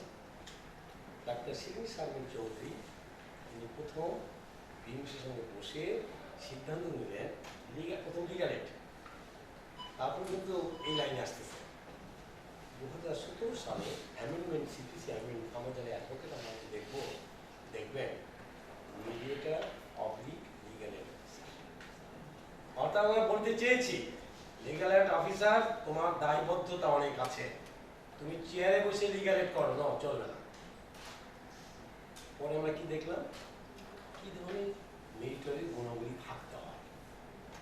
একটা গ্রামের মানুষ একজন রিক্সাওয়ালা যদি ওই লিগাল এইড অফিসে বসে, লিগাল এইড অফিসার কি অ্যাসিস্ট্যান্ট জাজ, জাজ সাহেব তার চেয়ারে বসে লাল সাহেবকে বসে দুই পক্ষে প্রশ্ন উত্তর করছে, মিডিয়েশন কি হবে? আমরা প্রথম ঢুকালাম এই মিডিয়েশন শব্দ, মিডিয়েটর শব্দটা প্রশ্নই উঠছিল, তখন হইচই হয়েছিল। এমনকি এখানে কিছু জাজ সাহেব ট্রেনিং চলছিল, না আমাদের এটা ঠিক না। আজকে ওই জাজ সাহেব ঠিক ছিল, কারণ আমরা এখন বলতে পারতেছি আপনি শুধু লিগাল এইড অফিসার না, আপনি মিডিয়েটার। এই মিডিয়েটার এই গুণাবলী থাকতে হবে, আপনার গাছতলায় বসতে হবে, ওই অ্যাসিস্ট্যান্ট যাদের চেয়ার বাদ দিতে হবে। আমরা কিন্তু বের করছি না, মানে কথার সঙ্গে কিন্তু এটা মাথায় রাখবেন যে বিং মিডিয়েটার, অ্যাকিউরেট মিডিয়েটার, আমরা কিন্তু জাজ সাহেবকে অপমান করছি না, আমরা বুঝাবো। এই কথাটা হয়তো এইভাবে আসতে আমরা বুঝতে চাইবে না, ডিসি জাজ সাহেব আসতে বলো মিডিয়েটার ভূমিকাটা কি, এইভাবে কাছে আসা, একটা মানুষকে পরিপূর্ণ মিডিয়েটর তৈরি করার জন্য, একটা সমস্যার সমাধান করার জন্য আমরা তাদের কাজে রূপান্তর করব।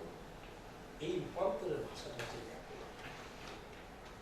অর্থাৎ আপনারা সবাই রিপোর্ট, আমার দেশে কোনো ডিপ্লোমেট নাই।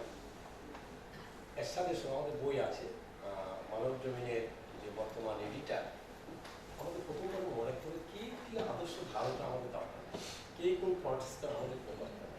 আমাদের দরকার প্রত্যেকটা মানুষ কিন্তু শান্তি। প্রশ্ন আসতে পারে আমি কেন পছন্দ করি, আমি পছন্দ করি কারণ আমার নেক্সট প্রজন্ম যাতে একটা শান্তিময় পৃথিবীতে থাকতে পারে, একটা শান্তিময় পরিবেশে থাকতে পারে, একটা ঘুষ মুক্ত দুর্নীতিমুক্ত একটা পরিবেশের জন্য প্র্যাকটিস করতে পারে। আমার ছেলে যখন এখানে এসে কয়েকদিন আমাকে বলেন, আমার মাকে যখন বলছে যে বাবা কি এখানে থেকে আমার কোনো কথা নেই, কারণ যেখানে ঘুষ ছাড়া কোনো কাজ হয় না, শুনতে খাবে না। আমি যে প্রতিষ্ঠানে আছি সেই প্রতিষ্ঠানে ঘুষ ছাড়া কাজ হয় না। ব্যাস আমি যখন লক্ষ্য করি বা বাস্তবের ভিতরে যে ঘটনাগুলো, এমনকি আমরা অ্যাডভোকেটরা স্টের জন্য লাখ লাখ টাকা নিত, বিং এ এডিটর রেপোর্ট সংযোগ স্থাপন করছে, কিন্তু আমরা এটা বলছি সংযোগ মিডিয়েশনকে আমরা মিডিয়েশন বলছি, মধ্যস্থতা বলছি, কিন্তু অ্যাকচুয়ালি এটা বাংলার প্রতিষ্ঠানটা আমরা এখন বের করতে পারি না, কিন্তু এটা বলতে পারি মিডিয়েশনটা সত্যি। সেখানে কথা আমরা ব্যাক করি। ডাক্তার শিরিন শারমিন চৌধুরী যখন পার্লামেন্টে এটা উপস্থাপন করলেন, অন্যান্য ব্যাপারে কিন্তু হ্যাঁ পাস পাস পাস, এই মিডিয়েটর শব্দটা প্রয়োগ করতে গেলে 2 দিন লাগছে ইতিহাস। তাই বাংলাদেশি যারা আছে মেডিসিন জগতের একটা উৎস আমাদের শিরিন শারমিন চৌধুরী, যে উনি বোঝার চেষ্টা করেছিলেন। এর আগে উনি ট্রেনিং নিয়েছিলেন, ট্রেনিং মধ্যে এটাই কথাবার্তা হয়েছিল, ইয়ার তোকে নিশ্চয়ই কোনো উদ্দেশ্য আছে। ঠিক তেমনি আমাদের ট্রেনিংয়ের উদ্দেশ্য হচ্ছে আমরা বাংলাদেশে ভালো কিছু মেডিকেল তৈরি করতে চাই, প্রফেশনাল কেন বাবা বলছি, আমরা কেউ মনে করি একটা মিডিয়েট করব, আমাদের কাছে বাংলা ভাষাভাষী সারা পৃথিবীতে প্রচুর মামলা রয়েছে, আমরা রিটার্ন করছি, প্রতিক্ষণে প্রচুর মামলা ফেরত দিচ্ছি। কারণটা কি, আমাদের এইভাবে বাংলা ভাষাভাষী একই সাবেক অ্যাটর্নি জেনারেল মোহাম্মদ আবু সাহেব তিনি যখন আমাদের সঙ্গে লালুসলাম, সেখানে লালুসলামের শ্রমিক 3 জন শ্রমিক তারা একটা প্রেস করলেন স্পট সলিউশন হয়ে গেল। সেই ফলে চিন্তা করা হয়েছিল যে আফ্রিকায় বাংলা কিছু মেডিকেল প্রয়োজন আছে। তাৎক্ষণিকভাবে সিদ্ধান্ত নিয়ে লালুসলামে বসে অর্থাৎ তানজানিয়া সেখানে বসে পরবর্তী বছরে বাংলাদেশে এশিয়াকে যোগ করে এশিয়ার বেশ কিছু আমাদের দেশে বাংলা ভাষাভাষী আছে, এশিয়া আফ্রিকা মিডিয়েশন অ্যাসোসিয়েশন তদবধি আজ পর্যন্ত তৎসময় থেকে আজ পর্যন্ত হাজার হাজার মামলা পেন্ডিং রয়েছে এশিয়ার বিভিন্ন অংশে। আপনার সরাসরি আপনাদের উচ্চটা কি তাহলে? আপনাদের সকল দায় দায়িত্ব যারা আফ্রিকায় কাজ করবে, এশিয়া আফ্রিকা মিডিয়েটরস অ্যাসোসিয়েশন বিমস কাজ করবে কি বোর্ড হিসাবে সংযোগ স্থাপন করবে। আর বিমসের কাজ কি? সংযোগ স্থাপন করা। বিমসের ট্রেনার রয়েছে, ইন্টারন্যাশনাল ট্রেনার দরকার। দুর্ভাগ্য সৌভাগ্যে অনলি 1% এখন অনলি জাতিসংঘের ট্রেনার আটেন। আপনাদের ট্রেনার, আপনাদের ডিপ্লোম্যাট হতে হবে। ডিপ্লোম্যাট যে কথা বলছেন দেশের সাহেবের সমস্যা পররাষ্ট্র মন্ত্রী ছিলেন, আমাদের বর্তমান যে মানব ইউনিয়নের এডিটর সাহেব বই আছে, কূটনীতি বই আছে, এগুলো কিন্তু আমাদের মেডিসিনাল বই। কিছু কিছু বই আমাদের আছে পরবর্তী ট্রেনিংয়ে কাজ করবে, যেমন প্রথম হলো গ্যাটিং কেস, এখন একটা কূটনীতি বেড়া চলে, একটা ভয়ঙ্কর ধারণ করতে পারে। সবচেয়ে একটা শক্তি মেডিসিনে বলা হয় সবচেয়ে বড় ক্ষমতা সম্পন্ন ব্যক্তিকে মেডিসিনের ভাষায় বলা হয় সেই ব্যক্তিটির নাম হচ্ছে পাওয়ার শক্তি। কে সে? একটা শব্দ ওয়ার্ড, একটা ওয়ার্ড সবচেয়ে বড় শক্তি, এটা মিডিয়েটাররা বিশ্বাস করে। আপনারা এখন বলবো না, 40 আওয়ার্স ট্রেনিংয়ের পর হয়তো আপনাদের ক্রস এক্সামিনে থাকবে, হয়তো প্রশ্ন আসবে, আপনাকে বিশ্বাস করতে পারেন না পারে। একটা আমি বিশ্বাস করি একটি শব্দ সবচেয়ে ভয়ঙ্কর শক্তি। দুটি ভাষায় কি বলা হচ্ছে, যদি আমি ডিপ্লয়েড হতে চাই তাহলে কি হচ্ছে, এমন শব্দের চয়ন ঠিক হবে না যে শব্দ চয়নের মধ্য থেকে অন্য নতুন কোনো সমস্যার সৃষ্টি হয়। আমরা কি চাচ্ছি? সমস্যার সমাধান চাচ্ছি। আমি যদি কোনো শব্দ চয়নের দ্বারা একটা সৃষ্টি হয়, তাহলে আমি কি এক মিনিটে বললাম, মেয়েটা একটু বললাম, আমার ভূমিকা থাকে, কোনো ভূমিকাই না, কিন্তু ওই ভূমিকা কিন্তু শব্দ চয়ন। বিং এ ডিপ্লোম্যাট, একজন মেডিয়েটার, তার ভূমিকা হচ্ছে শব্দ চয়ন। সংসদে কি বলেছিলেন, গভর্নমেন্ট থাক আর না থাক, এসব থাকবে সঠিক। গভর্নমেন্ট মানে সরকার, থাক আর না থাক এসব থাকবে। এটা কেমন কথা হলো? দেন সিদ্ধান্ত হলো ওকে, ওকে ব্যাপার আমাদের না। মাধুরীপুরে উনি মিটিং করলেন, ঢাকায় এসে পথ এইটুকু আমাদের এর বাইরের ইতিহাস। যিনি মেডিয়েটার আপনাদের জানতে হবে, পড়তে হবে, ঠিক তেমনি ভাবে। কেন কথাটা আসছে? উনি মেডিয়েটার ছিলেন, ওনার সঙ্গে কোনো মেডিয়েটার ছিলেন। প্রতিটি দেশে 2023 সালে ইন্ডিয়া যখন অ্যাক্ট হল, প্রতিটি কর্মস্থলে মেডিয়েটার বাধ্যতামূলক। কথা কেন বলছি? প্রফেশনের কথা বললাম, উচ্চতালে কি এই উচ্চ কথা বলে বললাম, যদি আমরা কেউ মনে করি আমাদের এই পেশার সঙ্গে সঙ্গে অ্যাক্টিভিটি মিটিং হিসাবে মেডিকেল হিসাবে সারা পৃথিবীতে কাজ করবে, ওই যে প্রথম ছক যদি আমরা পাই না করে আপনারা যা হতে চান তাই করবেন। প্রথম বললাম ট্রেনারের প্রয়োজন আছে, ইন্টারন্যাশনাল আমাদের কোনো ট্রেনার অনলি ওয়ান ব্যক্তি রেখে নাই। কিন্তু আমরা কি চাচ্ছি? আমি ব্যক্তি হতে চাই, আমি সেই ব্যক্তি যে 35 ট্রেনার মধ্যে আমি একজন। কিন্তু আমি কি চাচ্ছি এখন? আপনাদের কাছে চাচ্ছি আপনার গুড ট্রেনার হবেন। কেন উদাহরণ দিলাম? উদাহরণ দিলাম এই কারণে, জোসা উদাহরণ কেন দিলাম? উদাহরণ দিচ্ছি কেন? তারা যদি পারে আপনি এখানে পারবেন না। আমার আরবি শিখতে 15 দিন লাগছে, কিন্তু আরবিতে আমি ধরতে ওই ধরনের পাই না। কিন্তু দুবাই যখন আমাকে যেতে হয়, আমাকে আরবিতে লেকচার দিতে হয়। আমি যদি পারি আপনাকে পারবেন। সেই জন্য কিন্তু টি হয় টি, আমাদের প্রত্যেকটা সেশনে প্রত্যেকটা ওয়ার্ড প্রত্যেকটা সাবজেক্টিভ টিটা ইন্সপায়ার করে সাবজেক্ট। আপনি কি চয়েস করেন? কেন পারবেন? পার্সেন্ট আমার হাতে রিপোর্ট আসছে 15% যদিও প্রকাশ করেছে মাত্র 5 জন। তো এদের কোথায় কোথা থেকে পেলাম? ওই যে বললাম স্ক্যান হয়ে আসতেছে, আমাদের অনলাইন চলছে, আমরা কে কি করছি না করছি সব কিন্তু স্ক্যানিং এ। রাতে বসে বসে বের করা যায় যে কে কি ভূমিকা পালন করছে সেখানে পালা। তাহলে টিটা কি? টিটা হচ্ছে কি একটা শক্তি, সেই শক্তি প্রয়োগ করে আপনি দেখেন তৈরি করে দিচ্ছেন। আপনি ট্রেনার হতে পারবেন না, ডিপ্লোমা হতে পারবেন না, গ্রুপ চার্জ হতে পারবেন না, সব গোল পার্টিকুলার হতে পারবেন না, পারবেন। ঠিক সেই কারণেই আমরা যে কথা বলতে চাচ্ছি সেই কথাটাই তো বলছি। গুরুত্বপূর্ণ একটা অংশ, প্রথম আপনাদের মনের ইচ্ছা প্রকাশ করতে হবে। এই যে 4 দিন, আজকে তো 4 দিন, উদ্বোধন সভা 4 দিন কিছু জেনেছেন, আর আমরা লেম্যান কেউ না, তাই না? আপনারা কিন্তু অনেক অনেক জ্ঞানী, তুলনা করেন আপনাদের মতো কয়জন সুপ্রিম কোর্টে রয়েছে, কয়জন এই জায়গায় বসার স্থান পেয়েছে, এইভাবে নিশ্চয়ই গর্বিত আমরা অনেক কিছু জানি। এই অনেক কিছু জানি, এই পাওয়াটা নেই আপনাদের বক্তা।